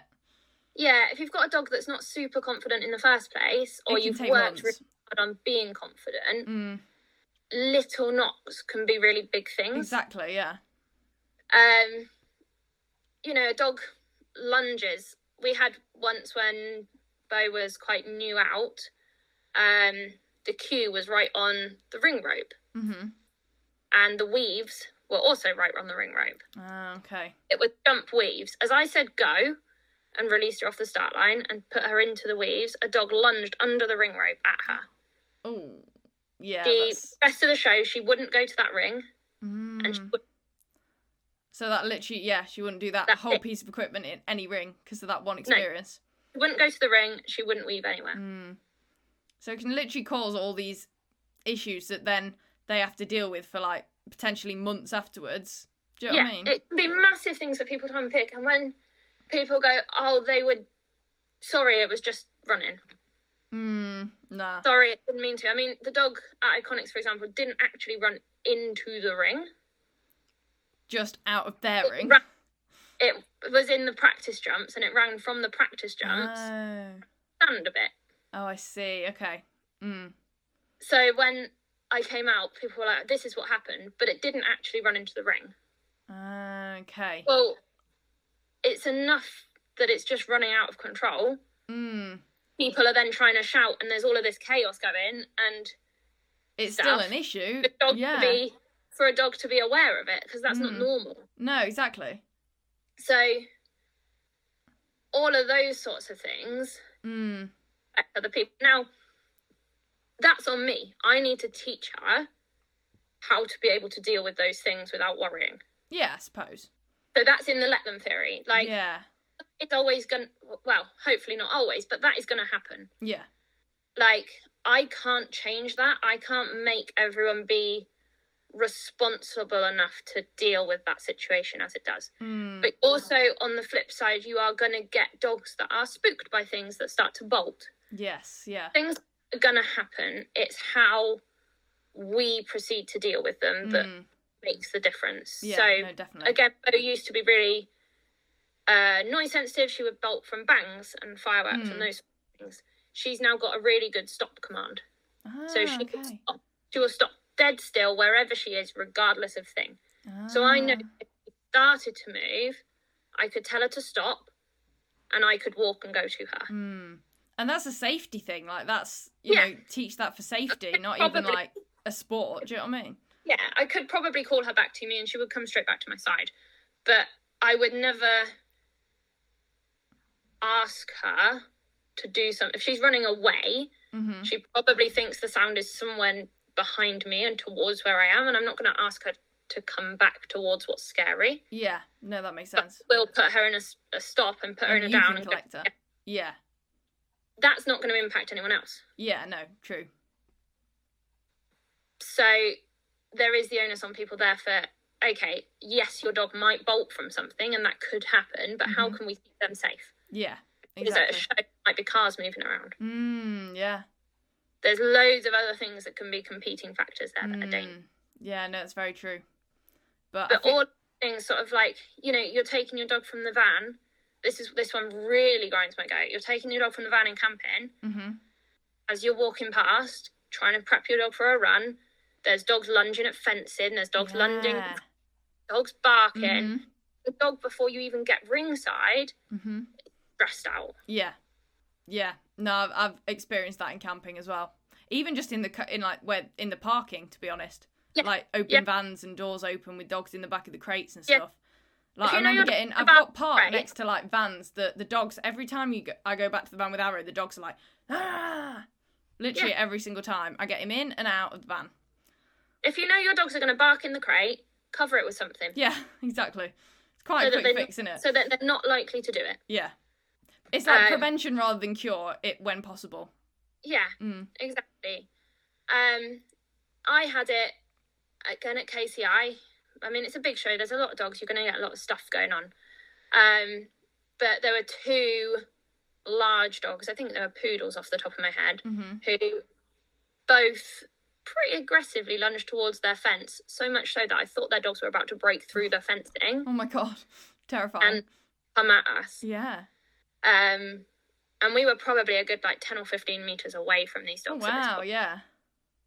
Those dogs wouldn't... We had to walk past them every time we went to the ring. Those dogs were never put inside. Weird, isn't it? Where are the owners when that's happening? I want to know that. Yeah. I think people do... you shouldn't. It's in show notes, but you shouldn't leave your dogs in gardens on their own. No. But a lot of people do. Yeah. And you don't know what your dog's doing. No, exactly. I feel like, a lot of people do, don't they? Yeah. That's not ringside behaviour, but that's show behaviour. Yeah, it's still behaviour, it is still behaviour at show, yeah. That is impacting, it's going to impact how your dogs get to a run, because if they're barking at every dog that passes them for the next 3 hours, by the time they get to running, they're exhausted. Yeah, true. But it also impacts every dog that has to walk past them to go and run. It's going back to that, it's not all about the ring or around the ring. It's like the whole... it's like what happens way before and, after. Do you know what I mean? It all adds up to make... It all affects the performance in the ring. Yeah. Even the most solid dog is going to be impacted if they're barked at 20 times as they walk to the ring. I don't blame them either, because I think that'd rattle anyone. Do you know what I mean? It would rattle me. I was going to say, yeah. Again, how does it affect people? I get really frustrated by it. So then by the time I get to the ring, my dog's a bit stressed out. She's been barked at loads. I'm frustrated because we've been barked at loads. Neither are you in the right headspace to run. I've got to factor in time then for us to get ringside and then sit and chill out. Yeah. Yeah, decompress from that experience. Yeah. Yeah. Yeah, no, that's true. So have any of your own dogs then had behavioural issues around the ring? So I've kind of briefly talked Bo and her issues. She was a rescue dog that was found abandoned in a barn in Wales. Her whole litter found abandoned in a barn in Wales when they were about 6 months old. Oh, God. So we've had a lot of sort of behavioural issues to deal with. Mm-hmm. So when I first brought her home, she was terrified of everything. I couldn't even put the TV on without her hiding on the sofa. So people walking upstairs, TVs, sound of the doorbell, sound of the washing machine, every little thing that you wouldn't... Everything was scary. That you're used to. Yeah, the inside world was scary, and also the outside world was scary because she'd not seen any of that either. She'd just been in a barn. So her confidence levels were non-existent.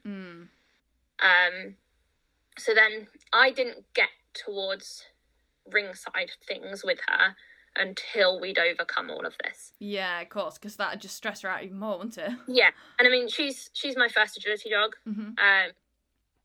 And I got into agility because I wanted to do more with her. Okay. But I didn't even contemplate it until she was a more confident dog. Yeah. So there would be no way on earth she would be the dog she is now if in that state I had taken her to an agility show. Yeah. Because that's true. You have to build up gradually, don't you, with anything? Yeah. It's far too chaotic. Yeah. Once she became more confident and we got rid of that, she became more collie as well. Okay. So she wanted to chase cars, bikes, runners, scooters, walkers.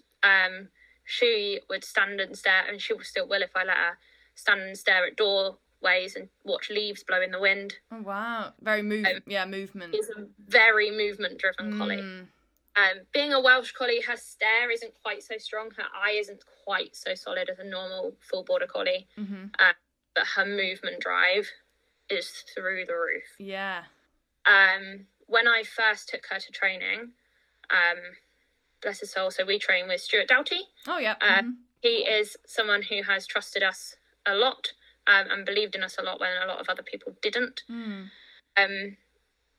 But we had to be really careful about when we released her on a start line, because if we released her as a car drove past, thankfully he had big 6-foot fencing at this field, but if we released her as a car drove past, she would go to the fence and fence line chase, and it would take us probably a good 15 minutes to get hold of her again. Wow, yeah.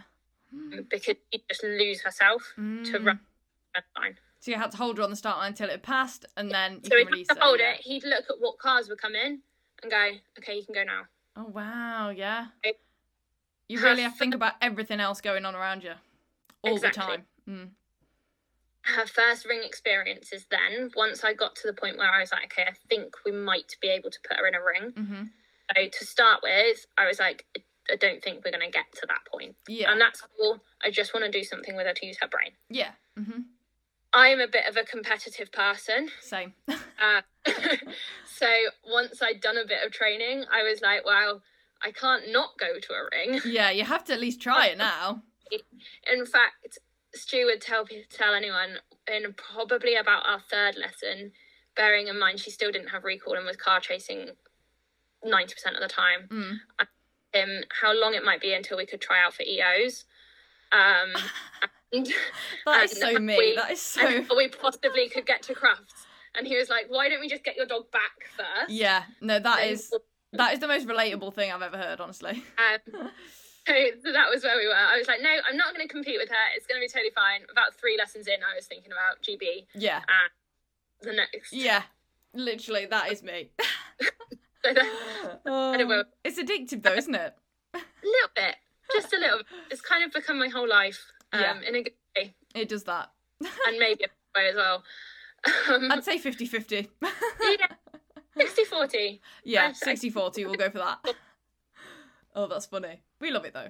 But then, so I spent maybe half a season-ish, towards the end half of a season, taking her to UKA shows and just going into rings with her lead on, because I would not trust drop lead.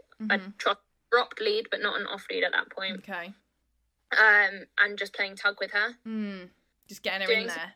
Doing some processing work, working on her ability to cue, working on her ability to walk around a show, and going in and playing tug and not needing to do anything. We built that to going in and doing a couple of jumps in a tunnel until I got to the point at the end of that season where she could sequence roughly a full course. Yeah.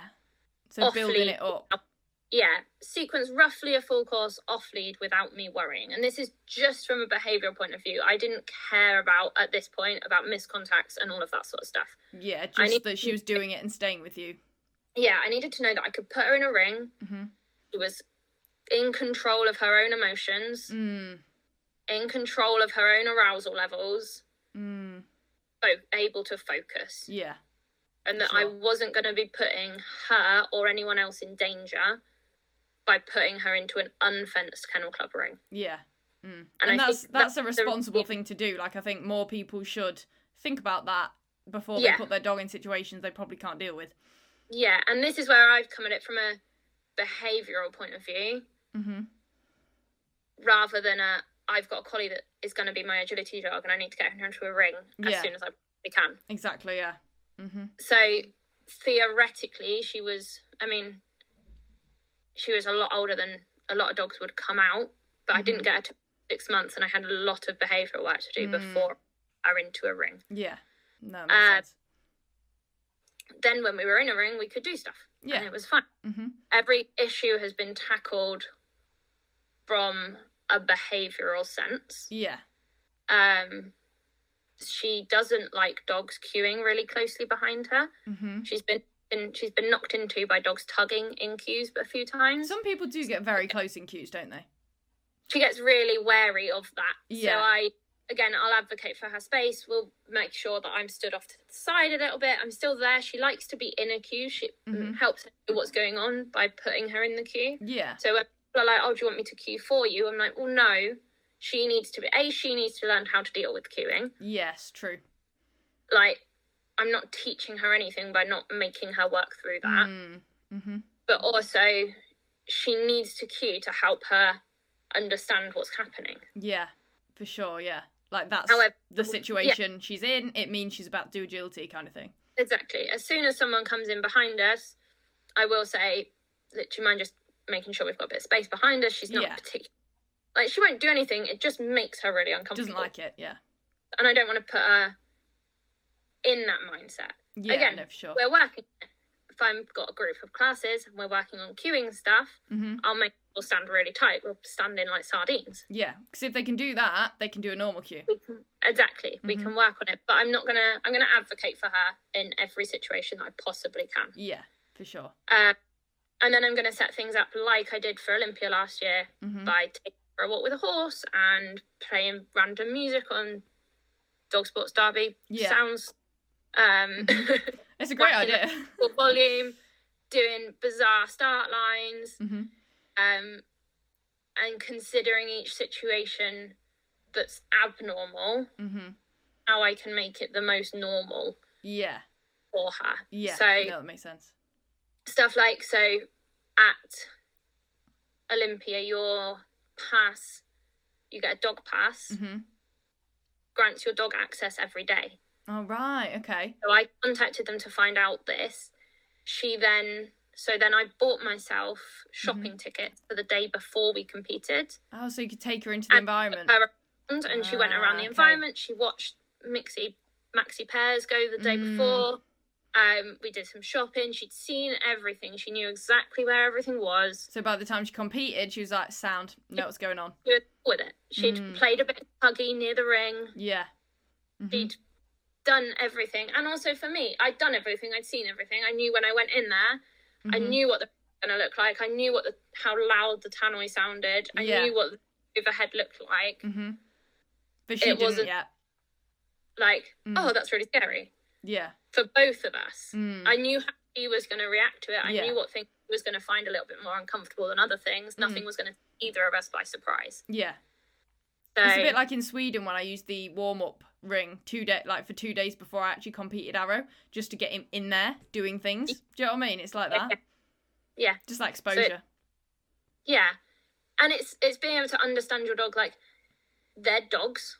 No matter. So this is where, again, with the let them theory, some things, again, let the dog be a dog. Yeah. They don't need to be 100% comfortable and happy with everything. Yeah. You need to understand them as a person and be able to help them deal with things so that they can give their best performance. Yeah. That they want to. Not make it. They don't need to be 100% all the time, but they can, knowing that you can, just work through it with them, even if they're not. Yeah. Yeah, so take the start line things with Arrow. He doesn't need to be super happy on the start line.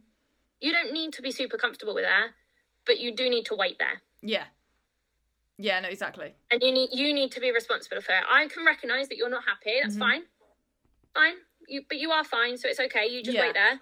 And the more confidence you can move away with and go, I know you're not happy, but just let me get over here and then you can start. Yeah. Yeah, the that's true. The longer you're extending this. So I know you're not happy. Just let me get out here. Yeah. Yeah. And then they learn that that's then the way it goes. Yeah. And that's actually a better scenario. Yeah. It's about understanding, you being able to read your dog and make things as best as possible for them. Yeah. No, exactly. And no one knows our dogs better than us. So, exactly. It's but just I do think this is where some people struggle. Some people expect something else of their dogs that they're not going to get. Yeah. And then they're disappointed or frustrated. Yeah. No, that makes sense. Yeah. People, and again, some agility instructors struggle because they've only trained their dogs. Dogs like their dogs. So when they get a different personality. Yeah. Your dog struggles to tug and that sends them sky high and now we're not getting the results we want. Well, why?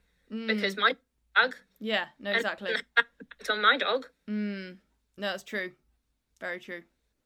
So, getting experience with lots of different types of dogs. I've had lots of problems with Bo. She's been a nightmare. She's probably been one of the hardest dogs I've ever had to train. But she's taught you a lot. But she's a great dog now. Made you a better trainer as well. 100% made me a better trainer. Yeah. So this is a very broad question. How do you fix behavioural issues around the ring? Now, it's so broad because there's so many different ones. So I don't really know how you go about answering this question. Yeah. I saw this question and was like, oh no. Yeah, I guess it's just putting the work in, isn't it? Knowing what your issue is, and like you did with Bo, you know, going away and putting them in those situations. It's so dog dependent, handler dependent, and problem dependent. True.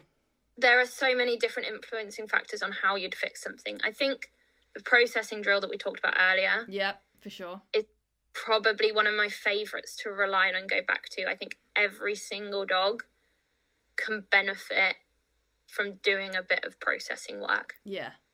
Every single dog should be able to stand around a ring and care.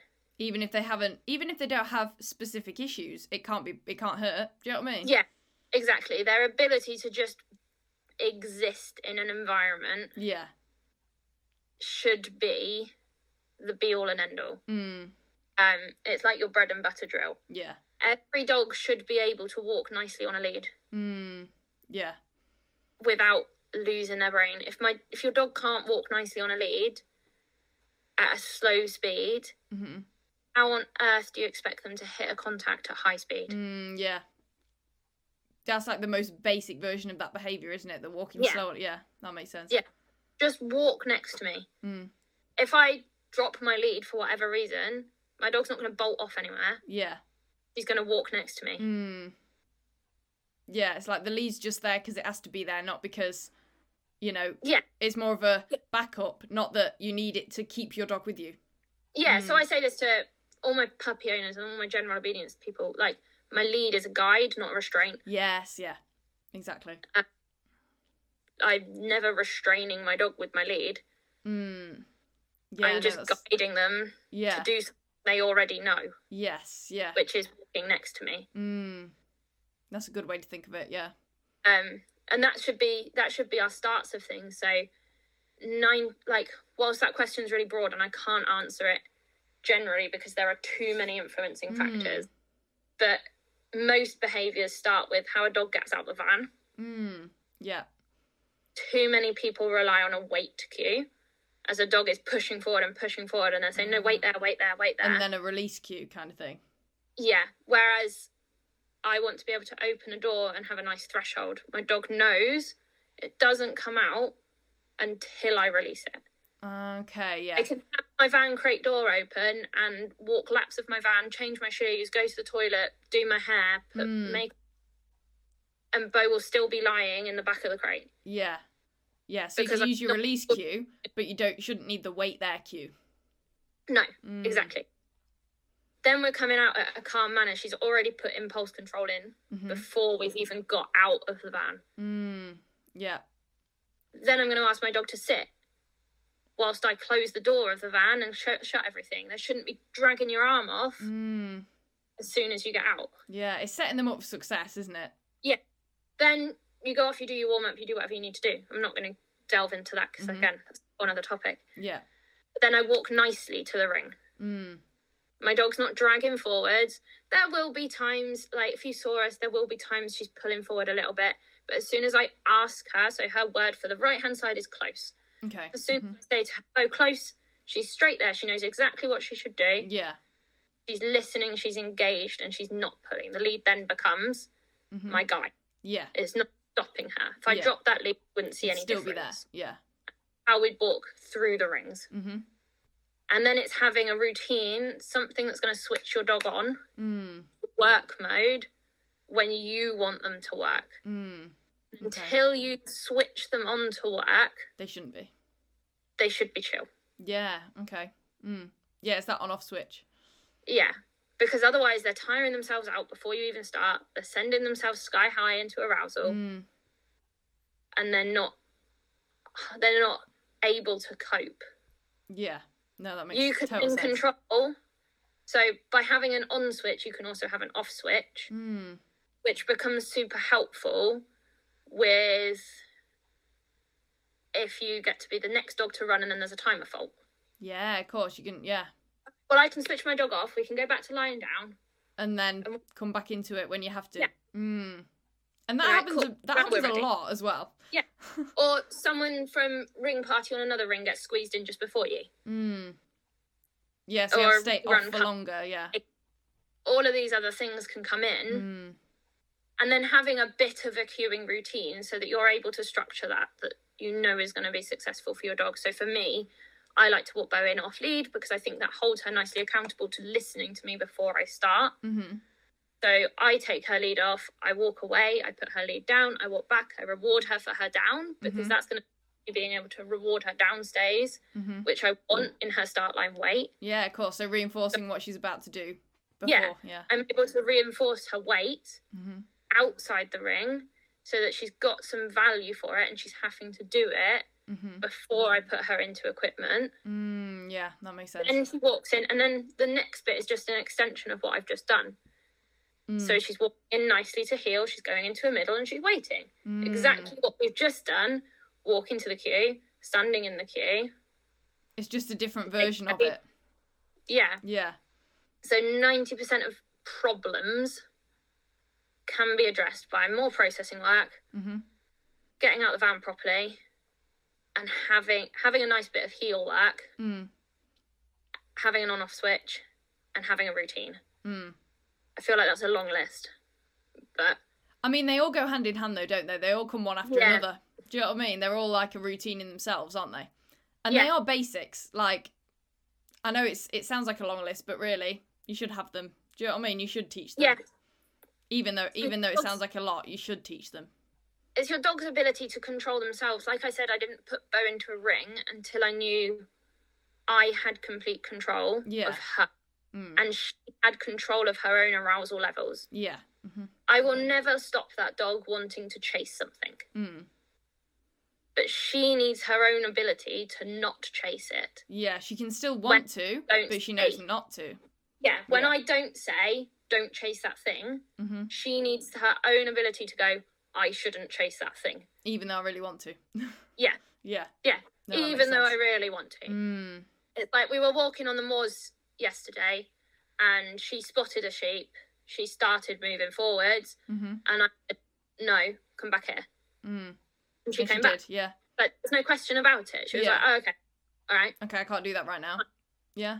Can't do that. And that's a separate thing. Like, in order to achieve that, I've put her to sheep a few times so that she's learned she can work sheep when I tell her to work sheep. Yeah, it's a bit like that on-off thing again, isn't it? Like, do it and not do it. Yeah, the same as agility. You do it when I tell you to do it, you don't do it when I don't tell you to do it. You're released from heel work when I tell you you're released from heel work. You're not. Yeah. You're released from the van when I tell you you're released from the van, not when you decide. Yeah, for sure. It's all under your kind of... Yeah, it's all on you, basically. Yeah. The only thing she's in control of is her own mindset. Yeah. I'm in control of how I control her mindset, if that makes sense. Yeah, I know what you mean. And how I control her environment for her. Yeah. And again, there's only so much we can control, isn't there? So yeah. Like you said with the queue, like people could come in, anything could happen, timers could fail. Yeah. But you learn to deal with it. Yeah, exactly. Yeah, no, for sure. So, in your opinion, then, is poor behaviour around the ring a product of nature or nurture? Now, usually, stuff like this is both, isn't it? It's a bit of both. Yeah. It's one in the same. I mean, if you'd looked at Bo when I brought her home, that was a wreck of a dog that would never be in a ring. And that was nature, wasn't it? And then you nurtured her into being the dog she is today. Exactly. So, but then was that nature or nurture? Because her parents were good working sheepdogs. True, I suppose, yeah. Nurture-wise, she received zero nurture and her whole her to a truck to a barn. Yeah, good point. It's a nurture element. Yeah, it's got to be a bit of both, hasn't it? Exactly. Nature-wise, that's where the movement stuff's installed. Yeah. Their natural instincts, that is, isn't it? Yeah. So, a dog will only ever fall back on two things. What you've taught them. Yeah. what comes instinctually. Yeah. Dogs are never inherently naughty. They never inherently do the wrong thing because they want to. There's always a reason. It's either something you've taught them or something that's instinctual. And that's your nature versus nurture. Yeah. But both factors have equal influence over how the dog's going to behave. Yeah. No, because those are the two things that a dog will fall back onto. Yeah. So it's definitely not one or the other. It's that always both involved. Yeah, it's like if I took one of my clients' dogs, one of my general training clients' dogs, not the Revolution dogs, and brought them home with me, I could probably fix a behaviour quite quickly. Okay. Put them back with their home environment with their usual owners who are less experienced. That behaviour process is going to be a lot slower. Yeah, true. Does that make sense? Yeah, no, I know what you mean. It is a tricky one. It's both. Yeah. I can't make it into a better answer. It's just both. Yeah. Same for people, same for kids. It's both. Yeah. It's both. But I suppose you can only control the nurture element, can't you? Like, the nature's there, you just got to nurture it so that, the dog behaves regardless. Yeah, you can nurture the nature. Just like how I've taught Bo to work sheep a bit. Yeah, exactly. I've nurtured the nature. Yeah, they go hand in hand, essentially. Yeah. For sure. Yeah. No, it makes sense. So in your opinion, is early socialisation the key to good behaviour around the ring? So I'm guessing this is like puppy, so socialising a puppy in a competition environment. Yes and no. I guess it's a factor, but probably not the key. If we can get it right from a really early age, and socialisation done correctly, socialisation is so often done incorrectly. Oh, okay. If we get it right at an early age, then it will be easier for you. But again, take Bo as an example. If you don't get it to do it at an early age, you can still do it and you can fix it and it's fine. Yeah, it's not too late. Yeah. But socialisation doesn't mean go and say hi to every dog ringside and hi to every person ringside. No, exactly. It means go and sit and do some processing work and learn just to exist. Yeah. Yeah. So just having the dog in that environment doesn't necessarily mean socialisation. You have to be doing the right things with the dog. People think that you're socialising your dog by letting them say hi to everything. Like we humanise the term socialising as go to the pub and sit and talk to everyone. Yeah, no, exactly, yeah. Socialisation for your dog means can you go to a space and be really neutral and calm to it? Yeah, no, that's true. I want a dog that I can take everywhere, be that Birmingham city centre, the moors full of sheep, ringside at an agility show. A good all-rounder. And they don't care. They're not overwhelmed by it. They're not super excited to say hi to everyone and hi to the dog and stuff. They can process it. They can process it. They can make a good choice without me having to influence something. And that's an ongoing thing. So Bo used to be really fearful of people. So I allowed her to greet a number of people, especially at shows where people wanted to say hi. Now she's super people friendly. So I'm having to work back and going, we don't need to say hi to everyone anymore. And especially with puppies, people are like, oh my God, puppy. And they want to play with it and do you know what I mean? So that's what the puppy's experiencing. Yeah, so then puppy goes, okay, cool. Every time I get to this environment, I get to be really, really excited. I get to say hi to all of these people. Get to be in this over-aroused, over-stimulated, overexcited state. That's what they associate the environment with, isn't it? All that, That's what this environment means. It means be... Yeah, that's so true. Not come here, chill out, eventually listen to me a bit, go back. Yeah, no, definitely. It doesn't mean... And people get really worried. I've had people before, we've worked on this, and they're like, but if I get rid of the arousal, won't I get rid of the drive? But no, they're different. That's not a thing. They're so separate. That's so true, yeah. But it's not a thing. You'll enhance the drive because the dog's able to focus and work with themselves. Yeah, the drive actually gets better as the arousal gets like if there's less arousal, there's more drive. Yeah. Or ability to drive. Like, and we need an amount of arousal. Like, yeah, of course. Go from being dead asleep for running, for sprinting. Yeah. Like, you've got to be awake, you've got to be alert, you've got to be aroused, but the over-arousal... Yes, exactly. And then it's the difference between arousal and over-arousal, just like the difference between drive and arousal, isn't it? Yeah. And every dog's line on that point will be totally different. And everyone should know their tipping point for their dog. Yeah. They're all somewhere on the spectrum and they're all different. Yeah. So that as they're reaching that threshold, you're able to go, okay, I need to bring you down a bit. Because otherwise you're going to tip over. Yeah. Exactly. And like you said, the handler should know that for their dog and be able to control it for them.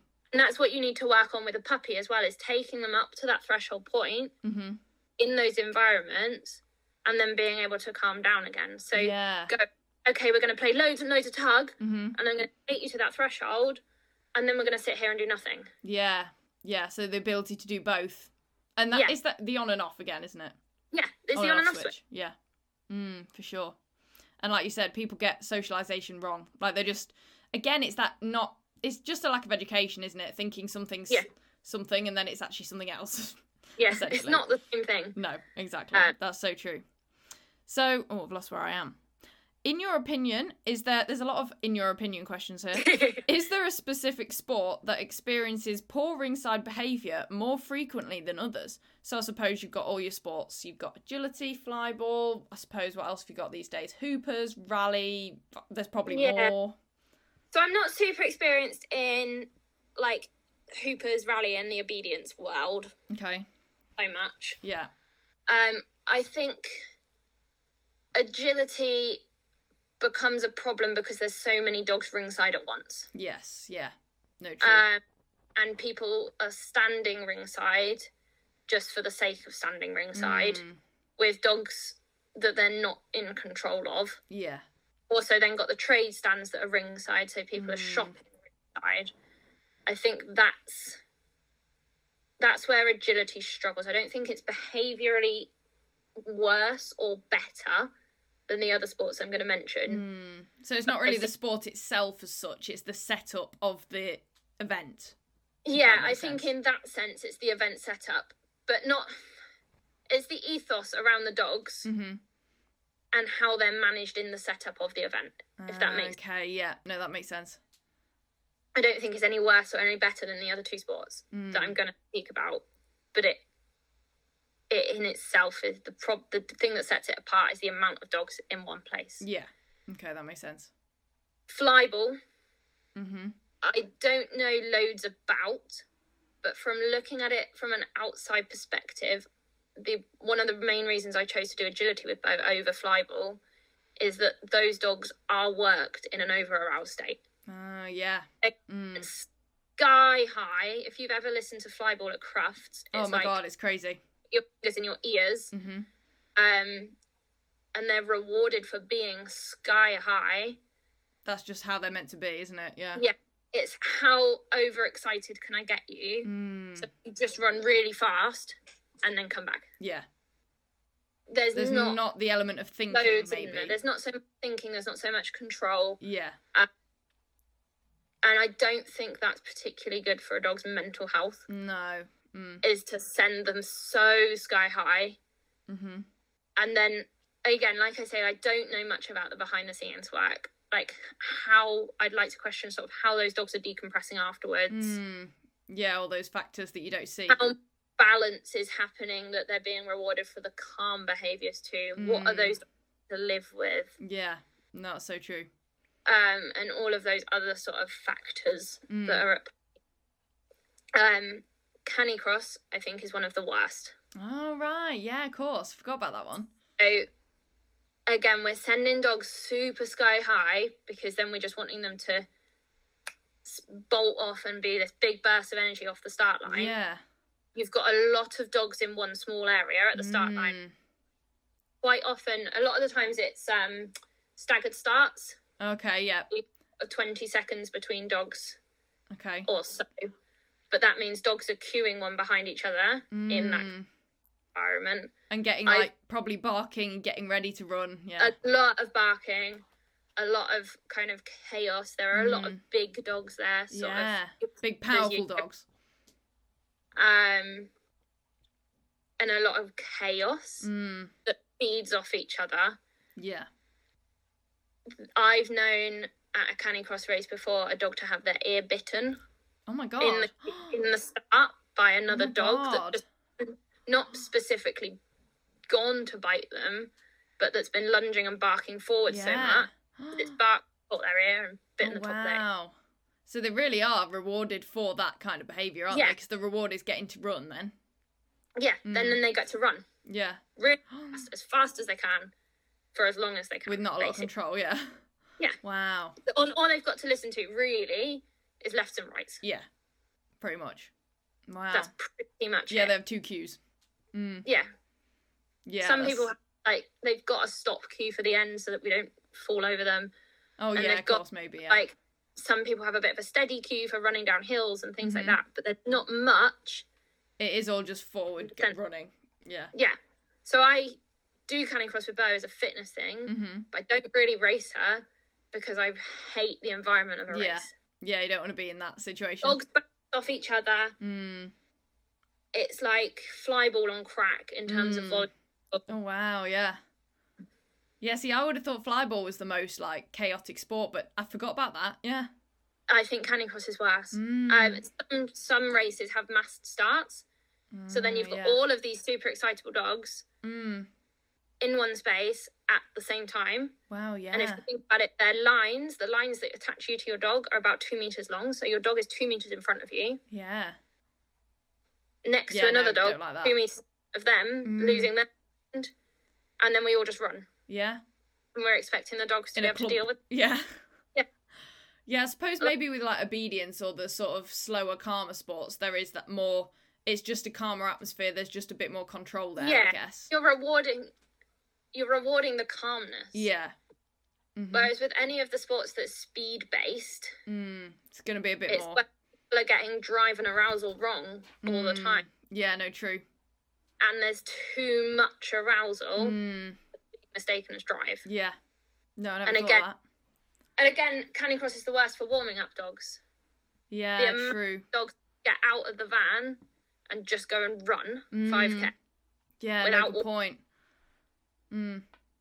Partly because as soon as the dogs see harnesses and get really excited, they lose their brain. Yeah, true. Bo does this with her harness. If I get her harness out, that's the only time her arousal levels go through the roof. But pet dogs even do that, don't they? When their owners like get their harnesses out to go for a walk, a lot of dogs get, you know, like they'll bounce around, they'll get really overexcited because their owner's got the harness out, they know they're going for a walk, and then the owner allows it, and then they get rewarded by going on the walk after they do that. And then they come to me and they say, why does my dog pull as soon as we get out the front door? Yeah. It's obvious really, isn't it? When you think about it. Like exactly. It's self-explanatory, but exactly. And it's about picking your battles. So because I don't race Bo, I don't mind her being, and because she has good control of herself in the environments that matter, don't mind her being over-aroused when I take her for a run. But again, as long as she has that on and off. And because I know that when we get to the end of it, it's not affected her long-term. Switch off where I need her to. Yeah. And it only happens when I put a canicross harness on her and we go for a run. And I don't race her, so it doesn't impact other dogs. Yeah, it's only in specific situations, Just in a very specific situation. Yeah, so you can control it. Yeah, so, like, we want to pick our battles with some things. Some things aren't worth fighting about. If it doesn't impact you long term. Yeah, no, true. So if someone came to me and they said, actually, my dog loses their brain when I run them canicross, and then it's out that actually they're walking their dog to the ring on the same harness that they've run their dog in. Yeah, well, there's little things like that, isn't it, that you might not think of. Yeah. It's that, like I said, it's cues for the dog, isn't it? The dog picks up on these subtle cues that you don't actually mean to be giving it. Yeah. 100%. No, that's very true. So, do you think that dogs should have to pass a general obedience test before being able to compete in a sport?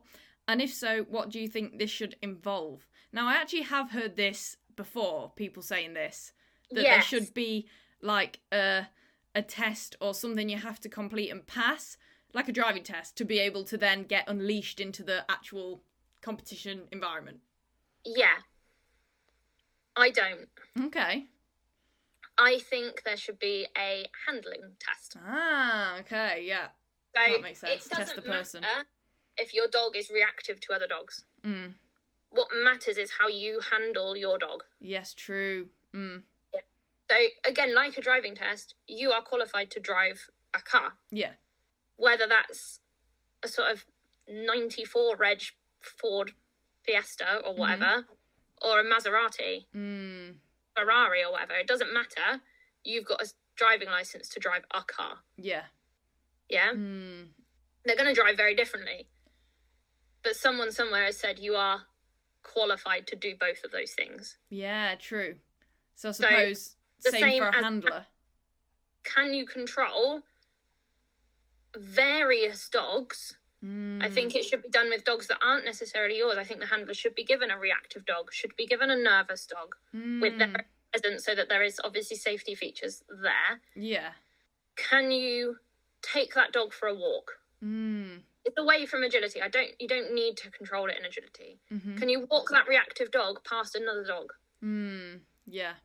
Can you control that dog's environment enough that their arousal levels are kept like under threshold, that focus is held on you, and that they're not causing themselves or another dog any issue? Yeah. At the end of the day, that's the problem. It doesn't matter the rest of it. No, that's really interesting, actually. Yeah, test the handler instead of the dog, because, like I said, a dog can have issues, but as long as the handler can control it, it's not going to cause the problems in the competition environment. It really doesn't matter. Yeah. Really, it shouldn't matter whether your dog can sit and wait. Like, from a should you compete point of view, doesn't matter. From an agility training point of view, yes, it does matter. But from a should you be in this environment, it really doesn't. Yeah. No, that's so true. Yeah, that makes complete sense. So, yeah. It would involve the handler, having a few different types of dog and having to deal with a normal kind of situation with that dog. Yeah, a normal day-to-day situation. Not even agility. Walk in the park. Yeah. Let's go for a walk in the park with X, Y, and Z dog. Here is your handling license. But I think also, I'm a firm believer that there should be a bit of that amongst the general population anyway. Yeah, true. Just to own a dog. Just to own a dog. Yeah, very true. It's just never going to happen, though, is it? Like, people, it's never going to get enforced. Like, no one, do you know what I mean? But it would definitely help. Yeah. It would be lovely, but... Yeah, it's not the dogs that need testing, guys. It's you. Yeah. No, so true. So true. So, if this project is a success, what do you hope future shows will look like, then, in general? What is your kind of nice image of what you'd like to achieve, even in, like, 5 years or something? Yeah, again, obviously, this isn't going to change agility for everyone everywhere. Yeah. But I want the people that take part in the project to be able to go to a show and feel like they can set their dog up to succeed. Yes, yeah.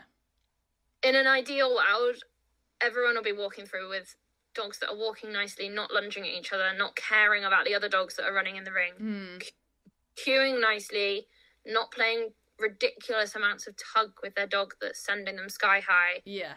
Understanding how to read their dog, understanding how to be aware of other dogs around them. Yeah. I can picture it now. So nice. It would be. It would. But what I think the project is more likely to achieve is that those that take part in it are able to set their own dogs up to succeed in that, and that their little world does look like that. That they are able to have a dog that doesn't care about the environment, that isn't being sent sky high, that is able to focus and give their best performance. Yeah. So it's not about changing the entire agility community. It's about changing the experience of individual people. And like I said earlier, if that can add up and more people can do that for themselves, it will automatically help the general environment. If I could sit on a Zoom call with everyone that competes in, UK is A4A now, isn't it? So A4A, KC, Nexus, any other independent shows, everyone that's registered to compete, and we'll do a 6-week agility behavioural project with everyone registered to compete, I still won't achieve it. No, yeah. Because everyone will... There'll be people that won't listen. Yeah, no, exactly. And they won't go away and do the work. Exactly. Even if they're mandated to sit, someone will go, won't work for me. Yeah. Yeah, no, true. Yeah, they won't be open to it. No. So it's pointless saying I want to change the entire shape of agility. Again, it's the lecture theory. It's not going to happen. Yeah. I have to let everyone that doesn't want to be part of this not be part of it. It doesn't matter. And just focus on helping the people that do want to try and be part of it and help themselves. The people who are willing to give it a go. Yeah. And look at things slightly differently. Can start to see the benefits of that. Yeah. No, hopefully. For sure. And then we'll be able to do things the right way. Yeah. That's definitely a good goal, and it's more realistic, like I said, as well. And definitely achievable, for sure. So when does the project launch then? And what is the first stage of it? So what is coming up with it? You know, what is in the pipelines? So it's already live. The Instagram's live. It doesn't have its own website because everything's kind of through the other side of my business, really. I suppose these questions were asked probably before it did launch, weren't they? Now I'm thinking about it, So it is already live. So I've got some one-to-one clients that are part of the Revolution project already. We've got those 2 workshops in November that are completely sold out, which is insane. And then I'm looking to hopefully put on a course of workshops, a series of workshops starting in January. Okay. Building people through up until sort of the new season begins, essentially. Yeah. This is a good time as well over winter, isn't it? To do like the behind the scenes work, and then next season, have a bit more under their belt. Our indoor shows are generally a bit smaller, so there's more chance to be able to work on stuff before we go big things again. They're definitely smaller, which is a good thing and a bad thing, because queuing can then be tighter. Yes, true. Very waiting true. is going to be busier. So a smaller show doesn't... A lot of people take young dogs out to smaller shows. It doesn't necessarily mean that it's going to be an easier show. Yeah, no, exactly. Because sometimes the big shows are quite spread out and you've got more room. Yeah. You got more space. Easier. Yeah, true. And because it's got more space, sometimes dogs don't even see 2 or 3 rings. Yeah, of course. It's like 18 there. Yeah, no, good point. Whereas one ring shows, like Derby, for example, I love competing at Dog Sports Derby, but the queuing area and the watching area, everyone's there. That's there. Everything's on top of each other. Yeah, very true. For a lot of dogs, that's a lot. Yeah, it's a good point. But again, nothing you can do about the time of year and the shows that are on offer. But you just gotta go into them and try your best. But changing your mindset that you're not looking at it going, indoor shows mean I'm going to be more successful at this. Yeah, no, exactly. Because then you set yourself up to fail, because that's not necessarily how it's going to be. Yeah, true. But yeah, so we'll have this little... I'm hoping we'll have a series of workshops and stuff, some Zoom-based and some face-to-face, starting January. I was looking to put on another day in December, but actually there's just not enough time in my schedule because it's Christmas. Everything's happening at Christmas. Everything happens in December. And I feel like it's got so many less weeks, because I like to take a bit of time off for Christmas, because I'm a tired human. Yeah, and it's Christmas. You deserve to. It's Christmas. So, and my family live in Cornwall, so it's a long way to travel. Yeah. Need a good week or 2 off, I reckon. Exactly. But then there's actually only sort of 2.5 weeks of me putting stuff in. I suppose. It goes very fast, and there's not time to put another workshop in. Yeah, but true.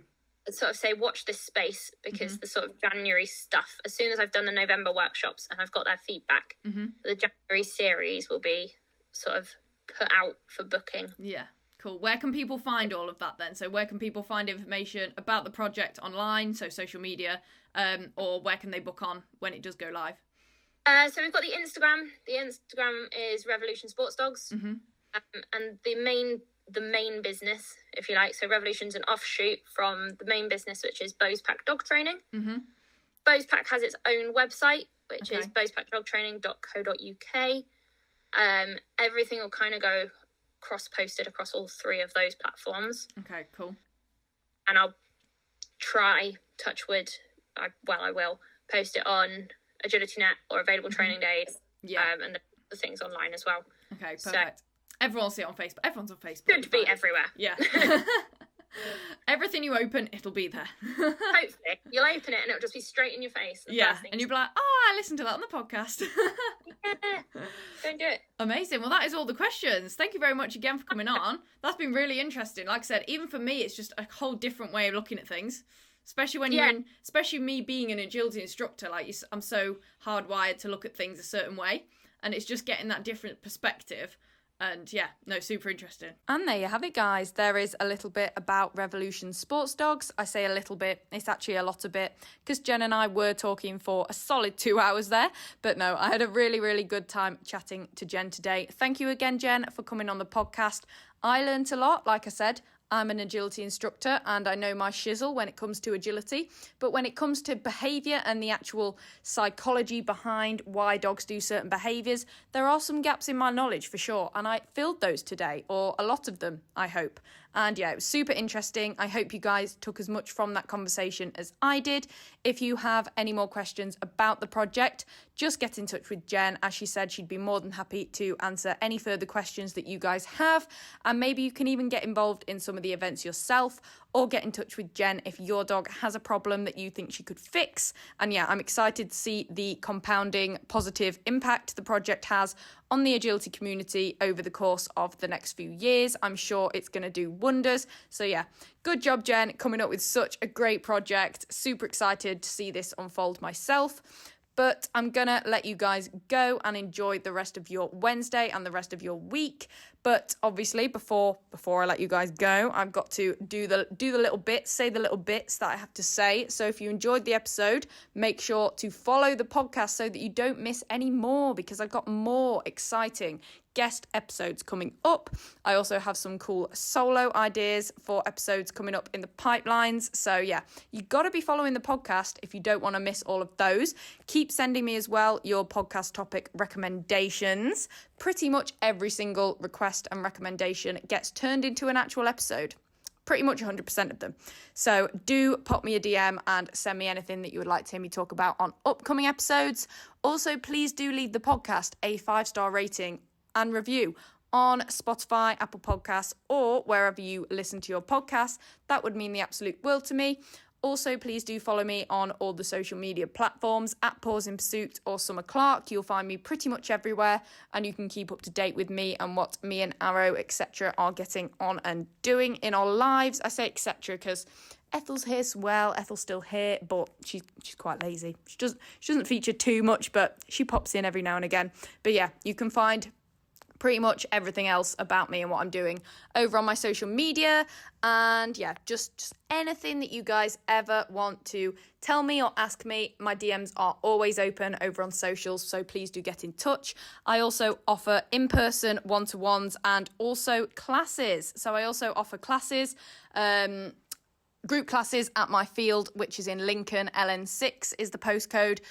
Group classes and one-to-ones. So if you would like an in-person lesson with me, again, just pop me a DM and we can get something booked in. I would love to work with you guys and help you achieve all of your agility goals and dreams. That sounds really cringy and cheesy. And with that, I'm going to let you guys go, and I will speak to you next Wednesday at 8 p.m. Bye, guys.